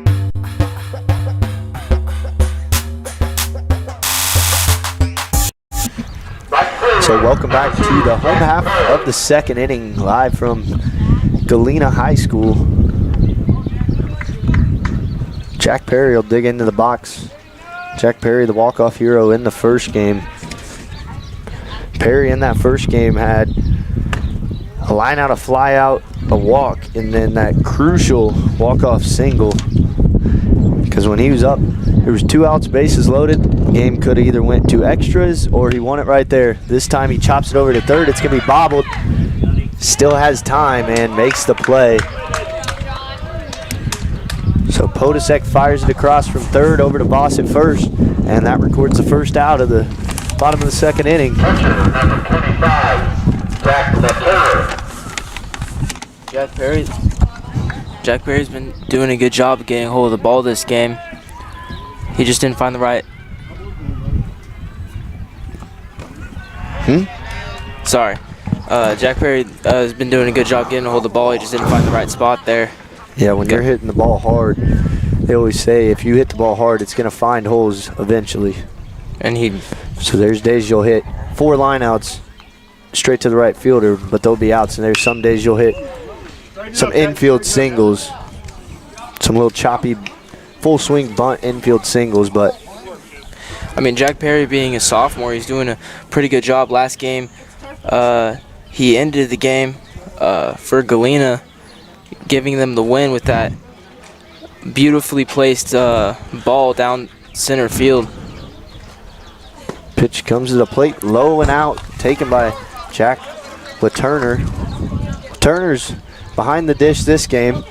Last game, LaTurner was playing over there at third base. Did a good job over there. No errors. Had a couple nice plays over there. Also, LaTurner had a single last game. LaTurner was on deck, which he wouldn't have been up unless the game went to extras last game. He was on deck. So he was the first man out there to congratulate Jack Perry. He also was on base that inning, wasn't he? That seventh, he started off with that walk. Yeah. So a strikeout, and down goes Jack LaTurner. That'll be the second strikeout by Cooper Simmons. This ball is put in play right back to the pitcher, and he's just going to flip it over to Voss at first, and that's going to end the inning. So the Bulldogs go 1-2-3. Panthers lead it. Headed to the third inning. You're watching Bulldog Baseball on Galena Sports Live.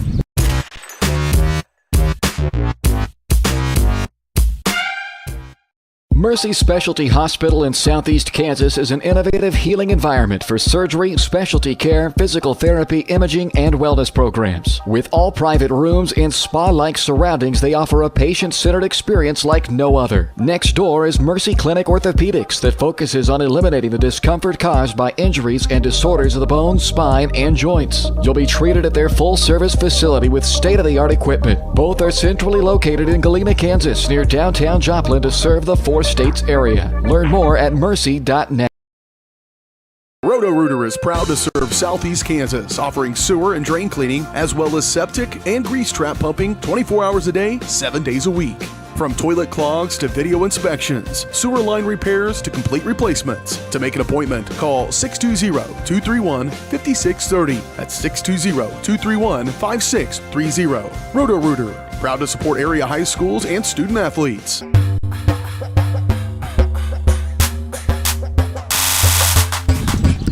So welcome back to Galena Sports Live. Have a pitching change as Zane Turner's night's done. And now on the mound's going to be Jack Perry. So I'm not sure. Oh, no, Zane Turner's still in the game. So if they need him to come back in the game in a close game situation, he still hasn't left the field, so he can return to the game.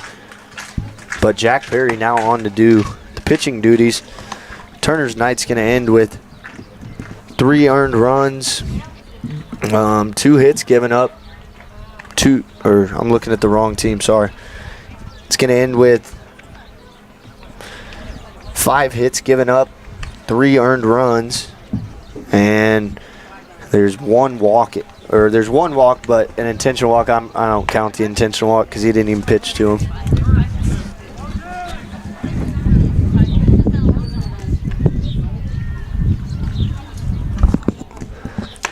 So a couple extra warm-ups since new pitcher enters the game. I don't know if some umpires keep it really strict. I think if you're a new pitcher, you get 7 or 8 warm-ups. You return, you get 5 or 6. Even though Jack Perry is a sophomore, he's pitched in 4 varsity games this season. So he's pitched most of the games that they've played. Kind of low counts. He kind of comes in as a relief pitcher. Fills up the zone. Yeah, it would be my assumption. We haven't been there, but just off the pitch counts, that's what I would assume. I don't have a count of how many Zane Turner had. We need to bring a pitch counter thing next game, but he was working deep into count, so his pitch count was getting up there quickly. I mean, he faced 13 batters in 2 innings, so in 2 innings, his pitch count was getting worked up there because those first couple batters, he worked to three balls and then worked himself back, only able to manage it to only 1 walk as that ball was hit hard, bounced off the little edge of the grass there, and now runner's going to get to second as that ball went under Hopkins' glove over there. and in left field, so there's been a change. Brody McNemar started in center, and they've now moved Zane Turner out to center field. And they're going to have Zane Adams in right field. But Brody McNemar, he took his time getting to the ball, and that was Kyson Bennett. He saw him jogging after it, and he got to second. I don't think he was expecting to round first and see that, but heads up play, heads up base running for him. Ball's going to be hit, and that ball is going to get down, and it's going to get to the fence. It's Bennett rounding third. He's going to score. Now standing on second, that's going to be Karsten Simmons as he walks in there with a stand-up double. And the Panthers played another run in the third inning.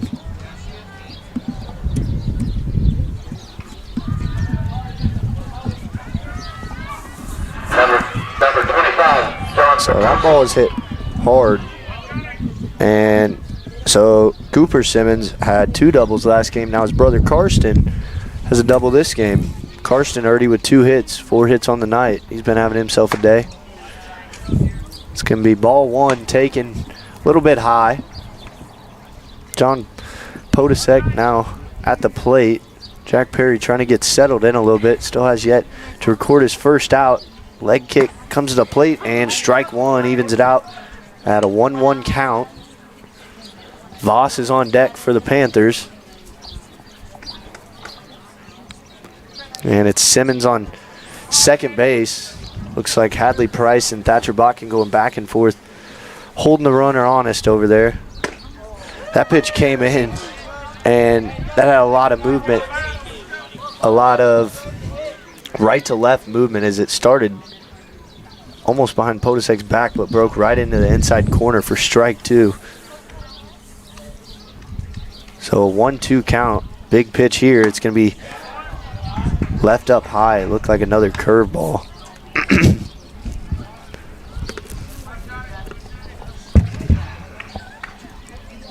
So counts even at 2-2. Pitch to Podesek. Swings at it. It's going to be skied to center field. Zane Turner running in and makes the play. Runner tagging and just wanted to test his arm, and that was a great throw to say the least. Zane Turner caught that ball and fired it on a beeline straight to third base. Hopkins able to keep it in front, and Karsten Simmons will stay right where he was. 1 out now.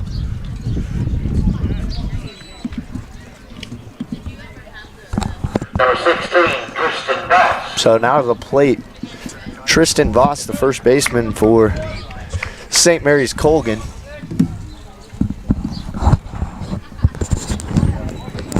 Jack Perry able to record his first out here this inning. It's a curveball, loops in there for strike 1, gets ahead of the Panther first baseman.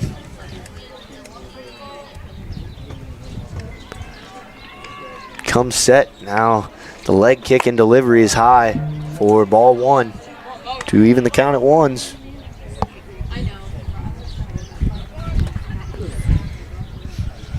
9-hole hitter Colin Heights on deck for the Panthers. Perry comes to the plate and gets Voss to swing through it. Pitch was on the other batter's box line. Might think about throwing him that one again.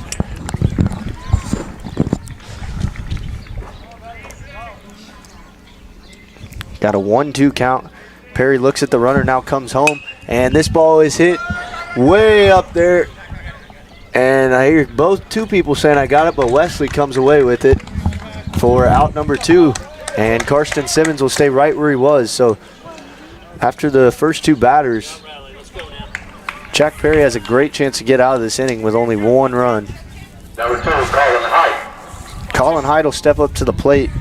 Shortstop for the Panthers.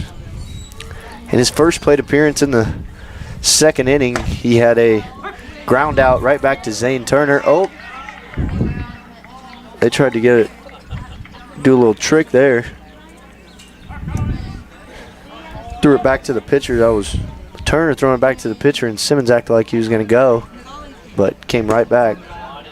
Ball's left low and out of the zone. Counts 1-1. Panthers have played at 1 this inning from a Karsten Simmons RBI double. This is a nice curveball there, as that was perfectly located. It just dropped straight out of the zone there and almost in the dirt. That's as perfect of a curveball as you can get. So 1-2 count. Perry leg kick and delivers, chopped to second base right at Botkin. Botkin fires it across and records the out, and that ends the third. Not before the Panthers plate one. Panthers lead at 4-0 going to the home half of the third inning. You're watching Bulldog Baseball on Galena Sports Live.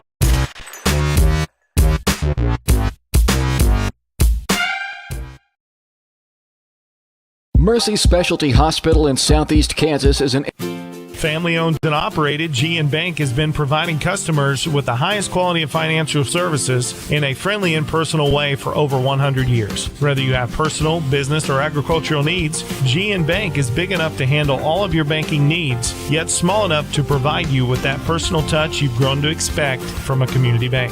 G&. Bank, equal housing lender, member FDIC. Learn more at gn-bank.com.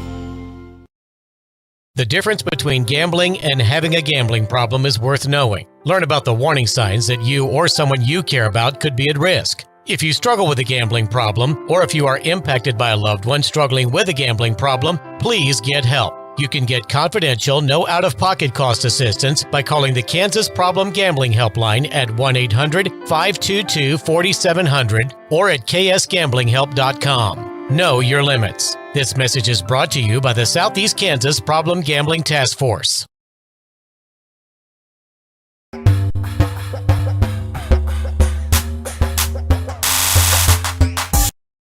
So welcome back to the home half of the third inning. Want to remind you that third inning is brought to you by Mercy Specialty Hospital, Southeast Kansas, and Mercy Clinic Orthopedics, providing an innovative healing environment for the 4 states.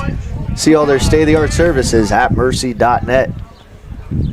So the first pitch fastball is taken inside around the belt.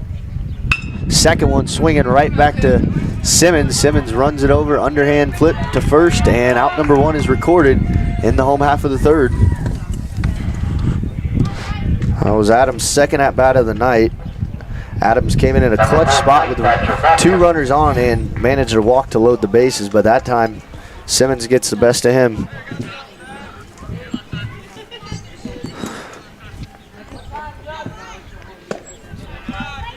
It's going to be taken for ball 1. It's Botkin back up to the plate, grounded out to shortstop his first time.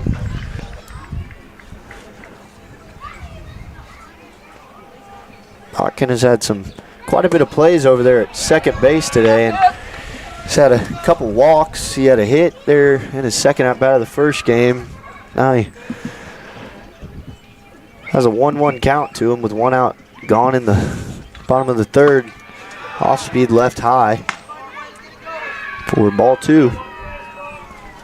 Hitters count now with Thatcher Botkin in the box. Wiggles his bat. And he's going to call time as Simmons was sitting there for a while. I was waiting for him to come set. And Botkin they were in a stare down there for a second. Simmons comes home, fastball high for ball 3. 3-1 count, Zane Turner on deck.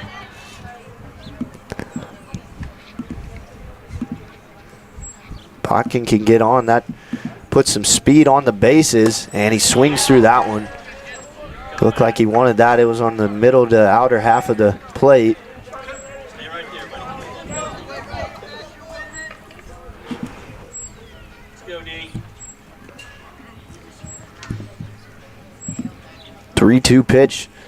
Comes to the plate, and Thatcher Botkin, either way it hits him or ball 4, so he takes his base, and some speeds aboard for the Bulldogs. Also, there's some speed at the plate. So it'll be interesting to see Bulldogs do some kind of hit and run or steal here. Haven't seen them do a hit and run yet. Turner will step into the box with one down in this inning. Slide step, and Botkin's running right away. Luckily he was. And that was hit pretty quick back to Cooper Simmons. But Botkin is on second base.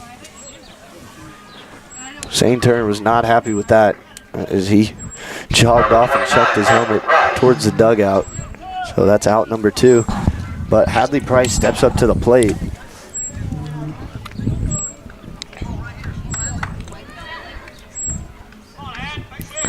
So that's 3 out of the last 4 batters have grounded out to the pitcher for Galena. Definitely not a good trend, but Hadley Price, who has been hot from the plate, looks to pick up a big 2-out hit here.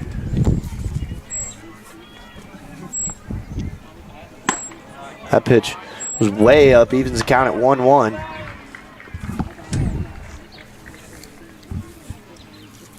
So 2 outs, runner in scoring position is Botkin. And Simmons will step off the back of the mound, maybe a mix-up of signs, or they think they're stealing signs. So they're going to talk it over, maybe switch some signs up, or talking about how they want to pitch to Price. Could be a multitude of things here. So a quick talk at the mound now. One thing I noticed is how calm Hadley Price looks. I mean, I remember when I used to play, I was never calm up there in the batter's box. I mean, I wasn't too great, but I was crying in the batter's box at T-ball. I didn't want to do sports yet. But either way, 1-1 count now to the plate. Price a little bit behind that fastball, and it's in the hole. 1-2, 2 outs.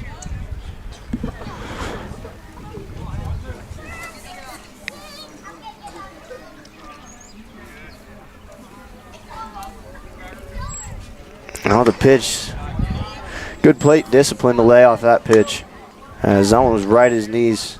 It's a hard pitch to lay off. You just want to golf that one out of the ballpark. So now 2-2 pitch. Simmons comes to the plate. Price chops it over to second base, fielded cleanly, and the throw, and it gets him in time. That's going to be another 0 on the board for the Bulldogs. So at the end of 3, Panthers lead at 4-0. You're watching Bulldog Baseball on Galena Sports Live.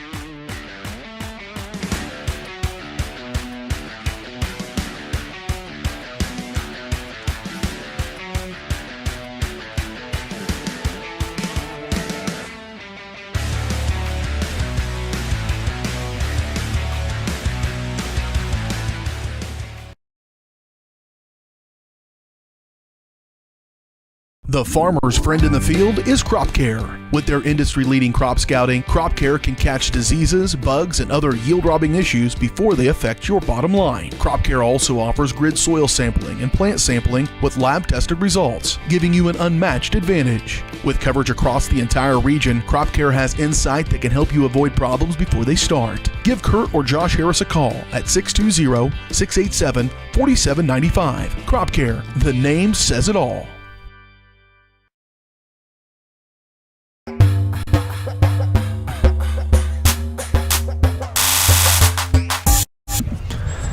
So welcome back to Galena Sports Live. The sun has set below the school out there down the right field line.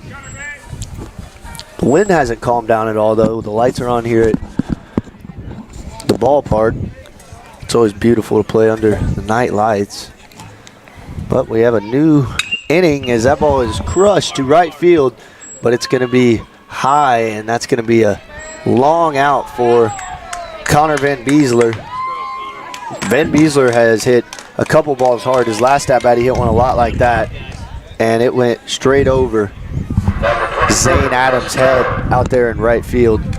So this time they played accordingly, and Zane Adams was pretty close to the warning track and able to make that a routine out.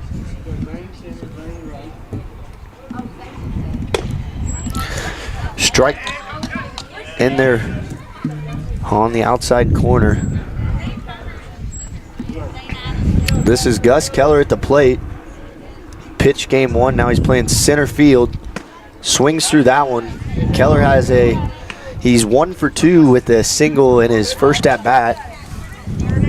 Had a ground out to second base in his second at bat. And that ball is going to be hit to right center. Adams coming in with speed, and he's unable to make a play.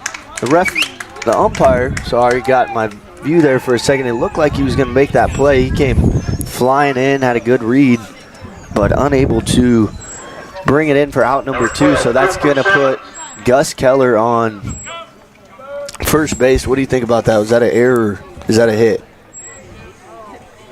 Sorry. I mean, I think he had to run pretty great distance there. It kind of was out of his zone because the last hit right before that. Oh. Ooh. Hopkins kind of short-armed that over to first. Thought he had a little bit more time, and he fielded that and kind of lofted it over there. But that was Simmons that was busting his butt down the line. We'll call that. I was still thinking about the Keller thing. We'll just call it a hit. Yeah, I call it a hit. Because Zane Adams near the fence got a over the back or over shoulder catch. Some of these are tough. I'm not the official scorekeeper, but I'm going to mark it down as a hit. Yeah. So runners on first and second with Chiquina at the plate. He swings through the first pitch. Moves the count to 0-1. We got Simmons on first base, and we got Keller on second base. And we got one gone in the top of the fourth. So the 4-hole hitter at the plate takes strike 2. And a good pitch by Jack Perry there.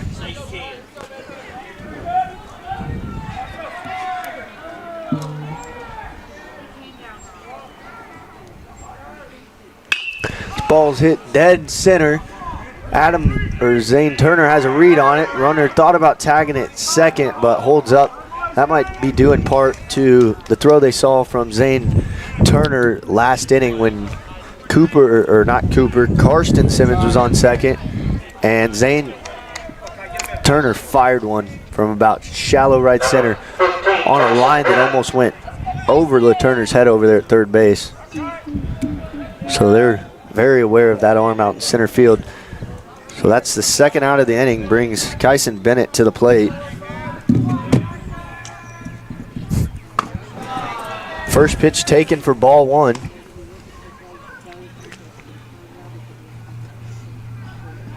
The Bulldogs have done a really good job today holding the base runners and not letting them get extra bases.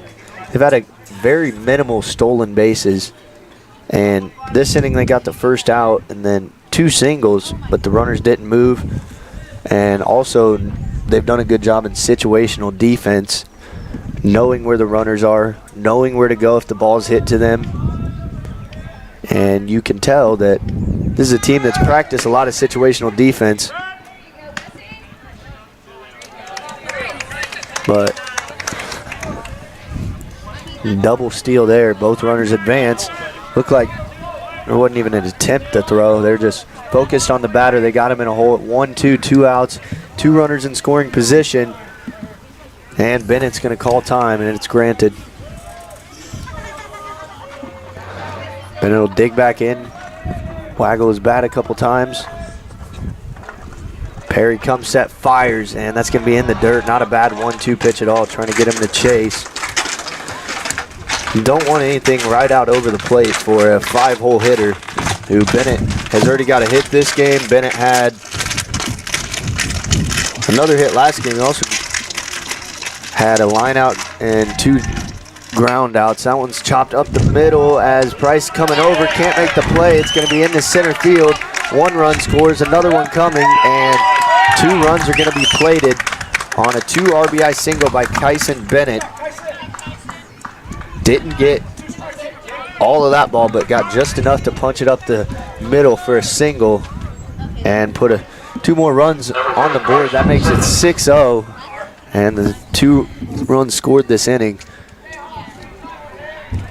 But Jack Perry made a heads-up play, didn't get down about giving up that hit. He turned around and there was nobody near second. He sprinted there. The runner, Bennett, thought about going, and he saw Jack Perry sprinting there doing a heads-up thing and stayed where he was. So now this brings Karsten Simmons into the box here. He's 2 for 2 this game with a single and a double. Had a double his last at bat. Perry, first pitch, it's going to be fouled off into the catcher's chest protector. Perry's done a really good job living in the zone.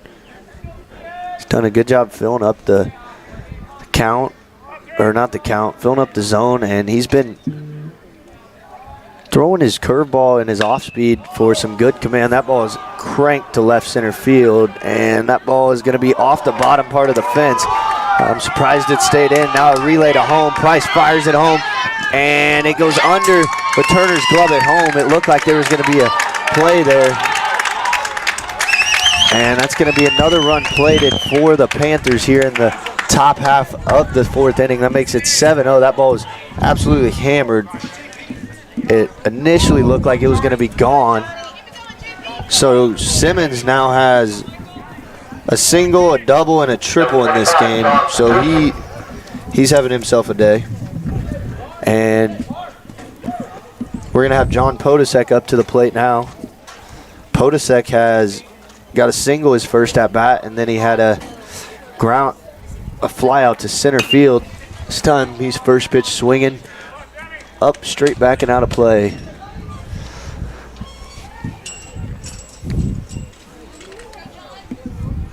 But McNemar on that hit, McNemar was back at the fence, and he like turned, and then I saw his back like he was on the fence. It looked like it was going to be gone, and it just hit the bottom part of that fence. This one's going to be catchable, though. Price is running out, and McNemar comes in and makes the play to end the 3-run inning for the Panthers. So headed to the bottom half of the 4th inning. Colgan Panthers lead at 7-0. You're watching Bulldog Baseball on Galena Sports Live.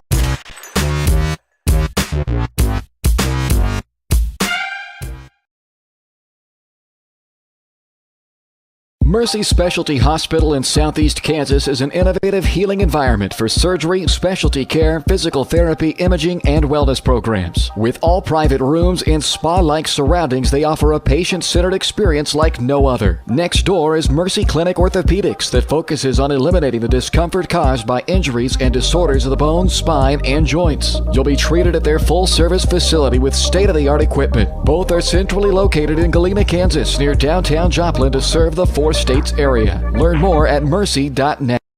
Roto-Rooter is proud to serve Southeast Kansas, offering sewer and drain cleaning, as well as septic and grease trap pumping 24 hours a day, 7 days a week. From toilet clogs to video inspections, sewer line repairs to complete replacements. To make an appointment, call 620-231-5630. That's 620-231-5630. Roto-Rooter, proud to support area high schools and student athletes. See the rad in names and numbers.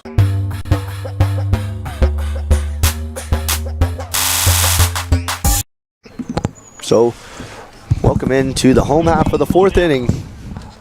As the Panthers extend their lead, adding 3 more on last inning.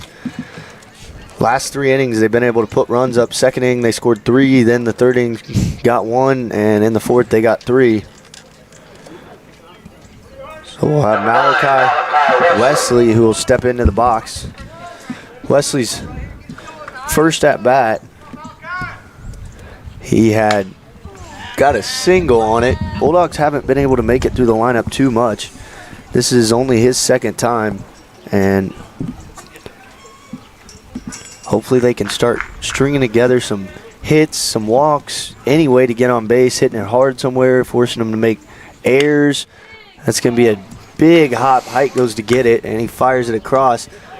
And he gets Wesley out for the first out of the inning.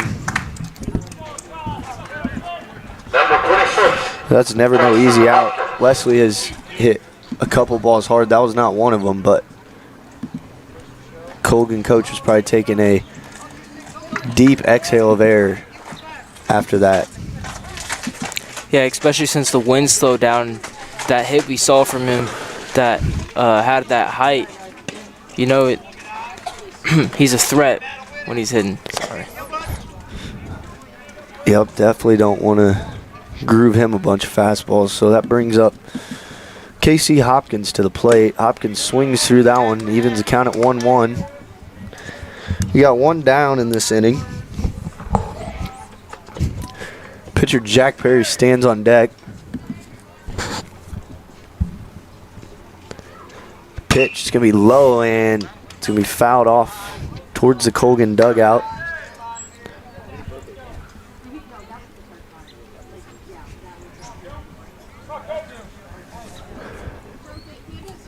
So the 1-2 pitch by Simmons, curveball, and this ball skied up there a lot of time. Height's calling him off, and Height comes all the way from shortstop to make that play. And that records out number 2 of the inning. So Hopkins a high fly out. That'll bring Jack Perry up. His first time he grounded out to the shortstop. Last game Perry had 1 hit, a walk, and a line out, but that time gets all of that and finds his way to first base to avoid the 1-2-3 inning. That ball was hit pretty well. Right at his hands, got his hands through and drove it right back where it came from.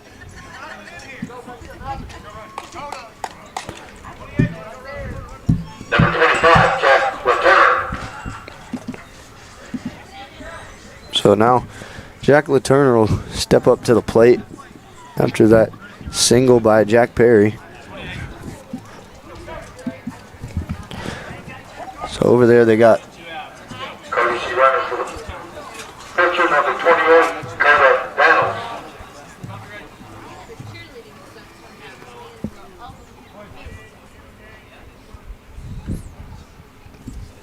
I'm looking for the pinch runner, but that ball is chopped and it's perfectly placed.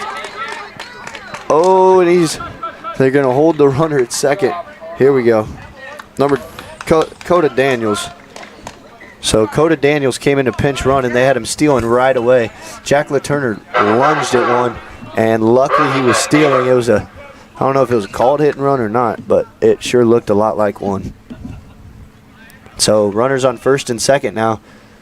Maybe a 2-out rally here for the Bulldogs. See what they can do. First pitch high for ball 1.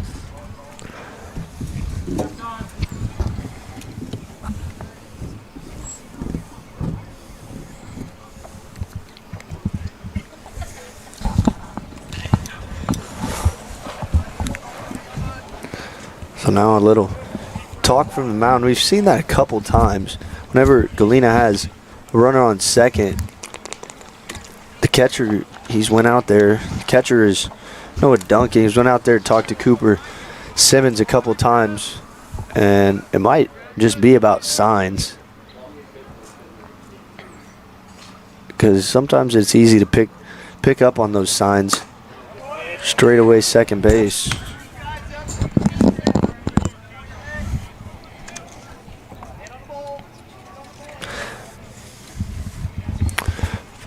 Turner, or not Laturner, I'm sorry, Brody McNemar now sits at a 1-1 count with runners on first and second. This is a fastball, swings through it for strike 2. McNemar had a ground out right back to the pitcher his first at bat, looking for big hit here. This is a big spot. As Galena looks to climb back into this game. If they want to do that, they got to start now. So that ball's going to be in the dirt and left alone.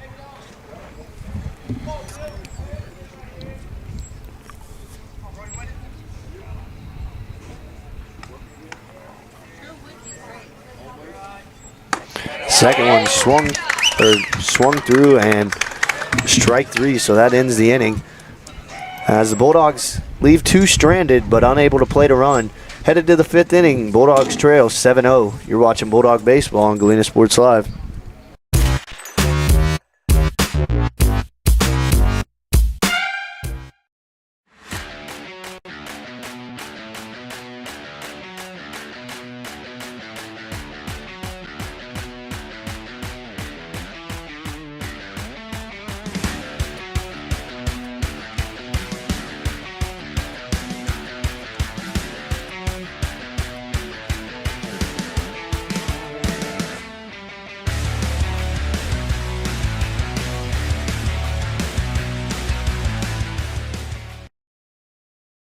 Call service is outstanding in their field, especially for those that are stuck, well, outstanding in their field. Calls carries a wide selection of farm, industrial, and heavy-duty tires, all from the best brands in the business. And they've got farm service trucks ready to go. Plus, Calls continues to be the place folks go for car and truck tires, repairs, oil changes, and so much more. If you're in the market for new tires in Southeast Kansas, make the right call to Call Service, 620-724-4121. See more at callservicellc.com.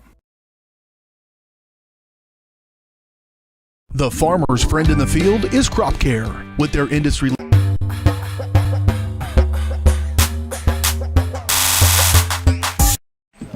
So welcome back to Galena High School, where we enter the top half of the 5th inning.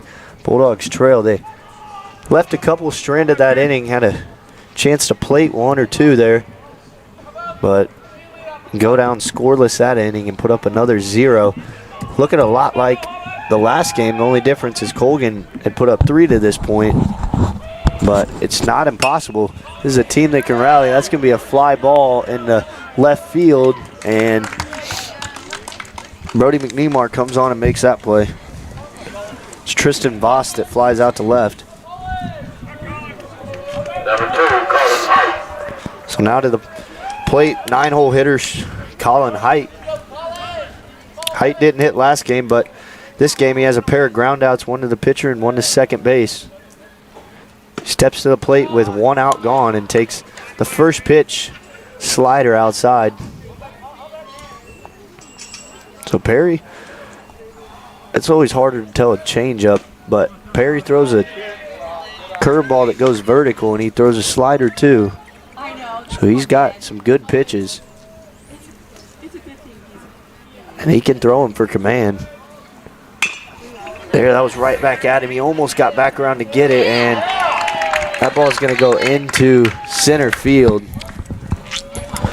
That was Hadley Price coming all the way across the diamond. It was out in right center field by the time the play ended, but that's going to go down as a single, and Height picks up his first hit of the night. So a 1-out single by Height brings Connor Van Beesler to the plate. Van Beesler has had a walk, hit a double, and then had a deep fly out to right field. Galena so far this game, I mean, it's a hard ball to get, but they've been struggling with the ball down the middle. It's been kind of getting between both of them.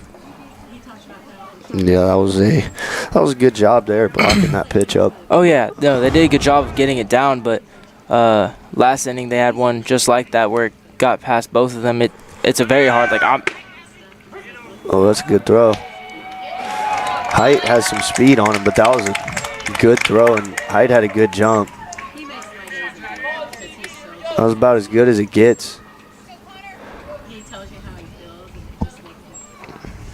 So a stolen base by Height puts a runner in scoring position with 1 out.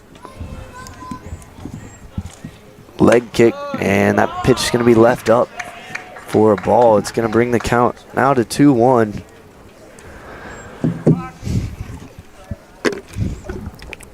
Keller's on deck. Keller has a pair of singles this game. Bats in the 2-hole. And Beesler at the plate now, and this pitch is going to drill him in the back. So he'll take his base. As I look at the lineup right now, and that was Van Beesler's 4th plate appearance, and Galena hasn't batted through second. Right now they're at the 9-hole hitter, Zane Adams, and then they'll be back to the top for the 3rd time. So Galena just, Cooper Simmons, he's been good for him on the mound, and he's got ahead of hitters early. And to this point, he's been able to limit their chances. So if Galena can stay in there, win 2-strike pitches, and just all you can ask for is putting the ball hard in play. Some games, it's just not your game. Like, you never know with baseball. That's what makes it so crazy. It's almost impossible to make a prediction because there's so many factors. There could be a bruise on the pitcher's finger. There could be a lot of winds that pick up in the home half of the inning that weren't going in the top half of the inning. Last game is a perfect example of that. The whole game, Galena didn't score, and then the last inning, make a comeback and end up winning the game. Right back at us. Keller fights that one off, and now a 1-2 count. So this is a big pitch for Jack Perry. This is a big hitter, at least.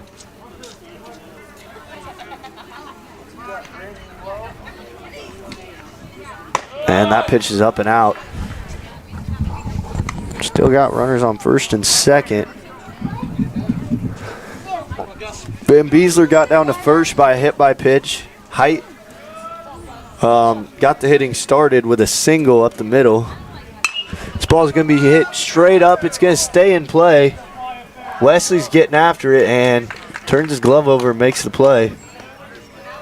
So a much needed 2nd out for Galena there.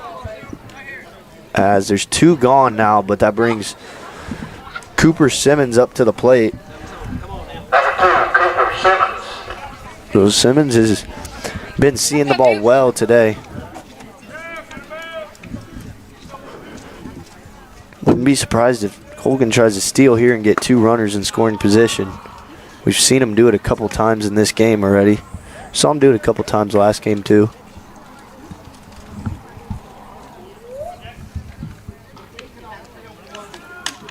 Put Simmons in the box. Pitch to him. It's going to be hit. And that ball is hit hard. And they're going to say that ball's out of here. That ball's hit hard. I couldn't even see it. Both umpires are signaling gone. So that's going to go down as a 3-run home run by Cooper Simmons, their 3-hole hitter. And he clears the bases. And that makes it 10-0.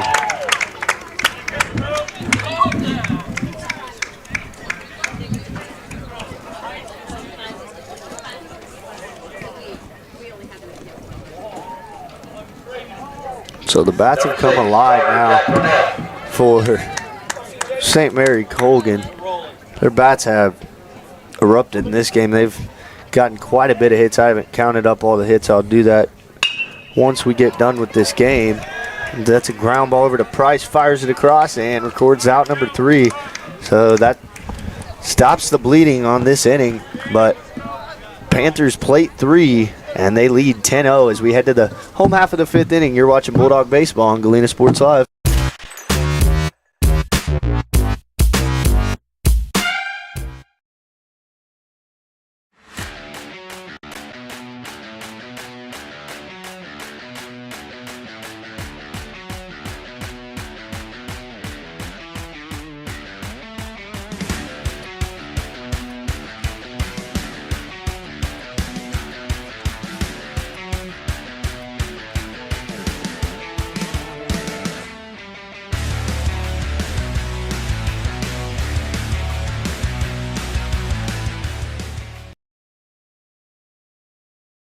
Call service is outstanding in their field, especially for those that are stuck, well, out standing in their field. Coles carries a wide selection of farm, industrial, and heavy-duty tires, all from the best brands in the business. And they've got farm service trucks ready to go. Plus, Coles continues to be the place folks go for car and truck tires, repairs, oil changes, and so much more. If you're in the market for new tires in Southeast Kansas, make the right call to Coles Service, 620-724-4121. See more at ColesServiceLLC.com.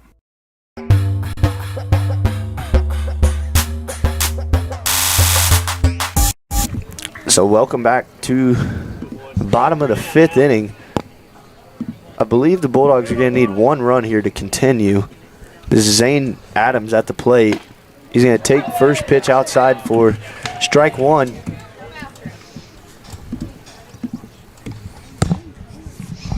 Adams in his first plate appearance, he grounded out to the pitcher. There at one point we had McNemar, Adams, grounded out to the pitcher, and then Botkin had a walk, and Turner grounded out to the pitcher. So 3 of those 4 had grounded out to the pitcher. This ball is a chopper back to the pitcher. He's going down the line quick, and they're going to call him.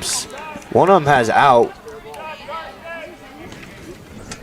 I don't know what he did. I don't know why he did that safe call. Yeah, because that's not. Maybe he was saying that he was staying on the bag, but usually they'll make a motion. Well, he's going to be out on the field. So that's out number 1.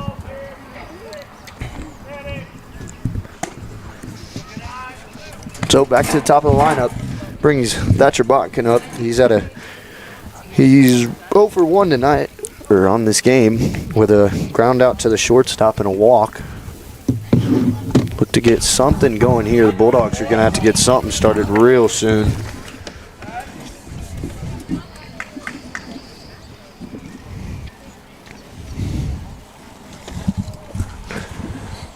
So Botkin sees it, lets it drive deep into his stance, and fouls it off onto the sheet metal building over there.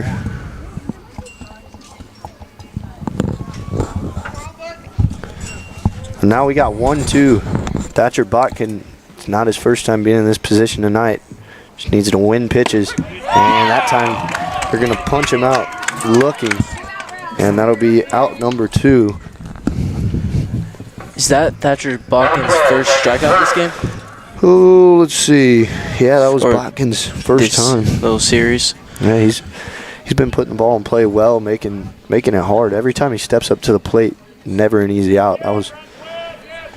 So as you were saying, Cooper, I believe the Keisha rules here say that if the away team is up by 10 at the end of 5 innings, then that would be the 10-run rule. So this is a good spot to get a 2-out rally started here, though. Yeah, for sure. If they just score 1 point, the game keeps going, and they can get 1, 2, 3 runs here.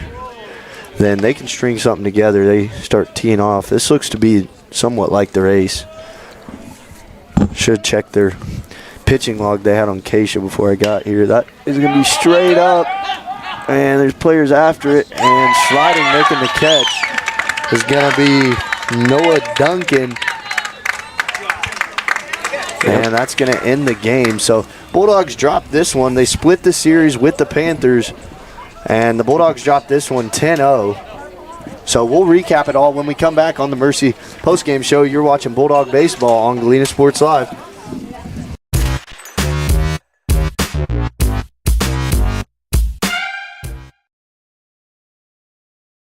Mercy Specialty Hospital in Southeast Kansas is an innovative healing environment for surgery, specialty care, physical therapy, imaging, and wellness programs. With all private rooms and spa-like surroundings, they offer a patient-centered experience like no other. Next door is Mercy Clinic Orthopedics that focuses on eliminating the discomfort caused by injuries and disorders of the bones, spine, and joints. You'll be treated at their full-service facility with state-of-the-art equipment. Both are centrally located in Galena, Kansas, near downtown Joplin to serve the 4 states area. Learn more at mercy.net.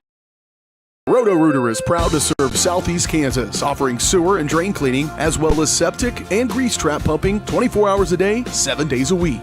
From toilet clogs to video inspections, sewer line repairs to complete replacements. To make an appointment, call 620-231-5630. That's 620-231-5630. Roto-Rooter, proud to support area high schools and student athletes. See the rad in names and numbers.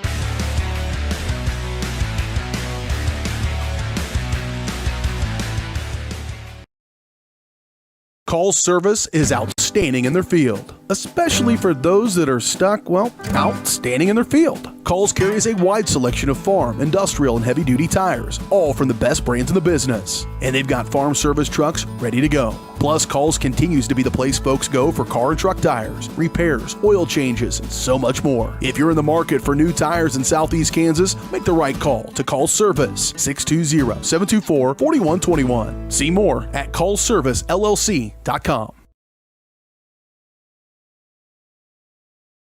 The farmer's friend in the field is Crop Care. With their industry-leading crop scouting, Crop Care can catch diseases, bugs, and other yield-robbing issues before they affect your bottom line. Crop Care also offers grid soil sampling and plant sampling with lab-tested results, giving you an unmatched advantage. With coverage across the entire region, Crop Care has insight that can help you avoid problems before they start. Give Kurt or Josh Harris a call at 620-687-4795. Crop Care, the name says it all. Family-owned and operated, GN Bank has been providing customers with the highest quality of financial services in a friendly and personal way for over 100 years. Whether you have personal, business, or agricultural needs, GN Bank is big enough to handle all of your banking needs, yet small enough to provide you with that personal touch you've grown to expect from a community bank. GN Bank, equal housing lender, member FDIC. Learn more at gn-bank.com.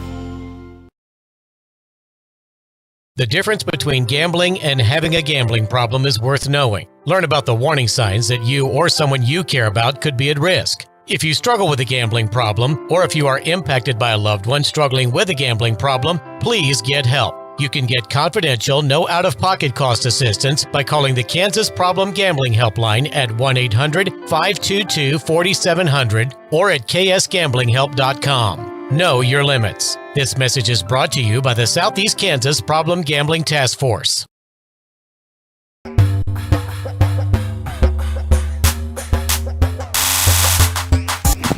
So welcome into the post-game show presented to you by Mercy Specialty Hospital, Southeast Kansas, and Mercy Clinic Orthopedics, providing an innovative healing environment for the 4 states. See all their state-of-the-art services at mercy.net. So Galena drops the second game of the doubleheader, 10-0 to Colgan. And when me and Cole were sitting here, I was tallying up the stats. I had to look through the stat sheet a couple times, but Colgan did not strike out one time. And what's crazy about that is Galena only issued 2 walks. The only other walk was a intentional walk. They intentionally walked Cooper Simmons in his second at-bat, and in his fourth at-bat he hit that home run. And that thing was a bomb. There was a couple balls that could have got out of here. Cooper Simmons had one. His brother Karsten Simmons had one that got right near the warning track. And for Galena, Malachi Wesley, that was in the first game. He had that one that was way out there. That ball was hit so high. If it was lower, that ball would have been gone. But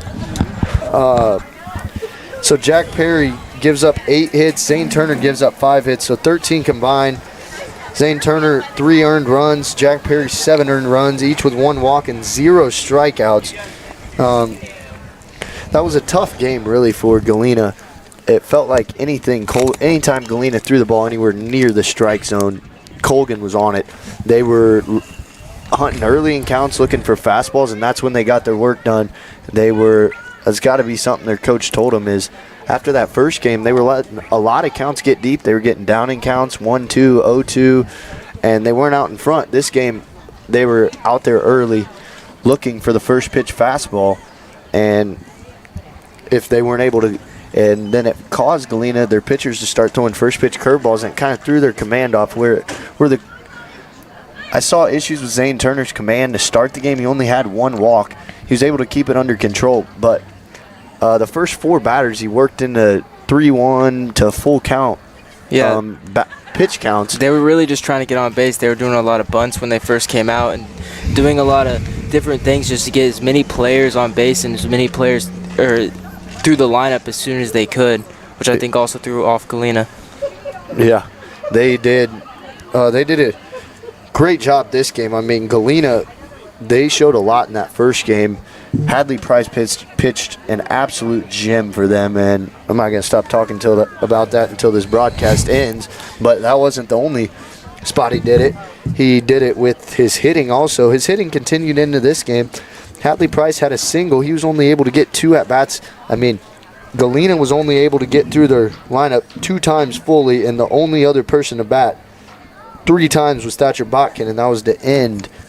That was Zane Turner, because I hadn't marked it down. But him and Zane Turner and Thatcher Botkin were the only 2 to get through to hit 3 times in this game. And usually when you don't get through the lineup 3 full times, it's going to be hard to win games. And tonight we saw them struggle from a hitting perspective. I think they did a good job. They had good discipline with what they wanted to do at the plate. The ball was just in the wrong spot, and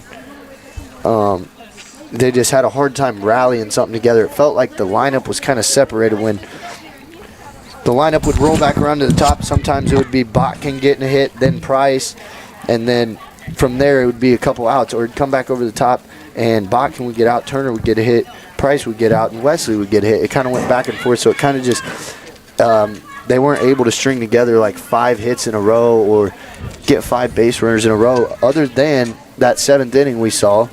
But this game, it really, I mean, Colgan, they went through their lineup 3 full times. There 1 through 4 hitters that hit 4 times in the game, and that got them the 10-0 victory. Their starting pitcher, Cooper Simmons, went the whole way. He allowed 4 hits, 0 earned runs, issued 1 walk, and struck out 4 in his 5 innings of work tonight.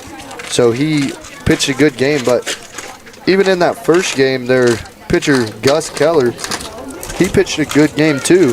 He came right at batters. He was getting up early in counts on batters, and he only allowed 3 earned runs, and then it almost felt like that was going to go down as a 4-0 loss until they brought in,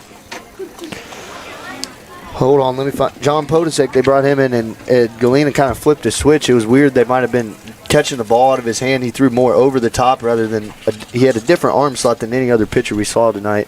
He was straight over the top, so it was the deception of the ball was easy to see it coming out of his hand, and Galena really teed off on that, and that was good to see them break through there in that inning. Now they get to clean the field, the duties of being a high school baseball player. We've all done it. Yeah. But certainly a tough game, a lot to learn from this game, as they didn't burn through pitching in this game, but there was certainly a lot of pitches thrown. I'm not sure. Let me check our schedule real quick, and I'll tell you guys when we're going to be live again. I know we'll have 2 more baseball broadcasts here on this stream. We also have 2 more softball, but we're going to have a make update because we had a I don't know what to call that deal we had on Monday, but we're going to have a make update for that broadcast because that was pretty embarrassing. So, here we go. I got the schedule here now. So, our next game will be live for baseball. It'll be a doubleheader, which will be at Riverton. We'll be live there. That's on 4/24, where we'll be calling that game. And we'll have that game, and then we'll have another one on May 4th. So, make sure to tune in to that. We also got the softball team. Make sure to tune in there. They got quite a bit going on. They were in action tonight. I don't know what the final scores over there were. We didn't get a chance to make it down there. I heard a lot of cheering, though. Hopefully that was for the Bulldogs and not the Panthers. But either way, it was a beautiful day, beautiful night for some baseball. And it's only going to get nicer, I would hope. Can't ask for many better days than it was today.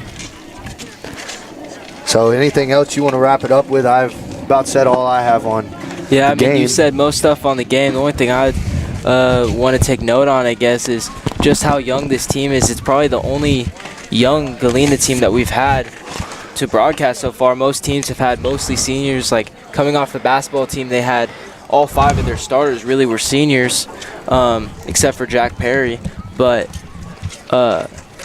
mostly seniors. Same with the football team. We're losing a bunch of seniors. This team is just a lot of young players. Only 3 seniors, just a handful of juniors, and mostly sophomores. So there's a lot of room for growth for this baseball team. And we saw a lot of good things from the sophomores and from the sophomores, and a lot of things that they can develop on. But a lot of really good signs that that could be worked on and honed in on for the next 2 years.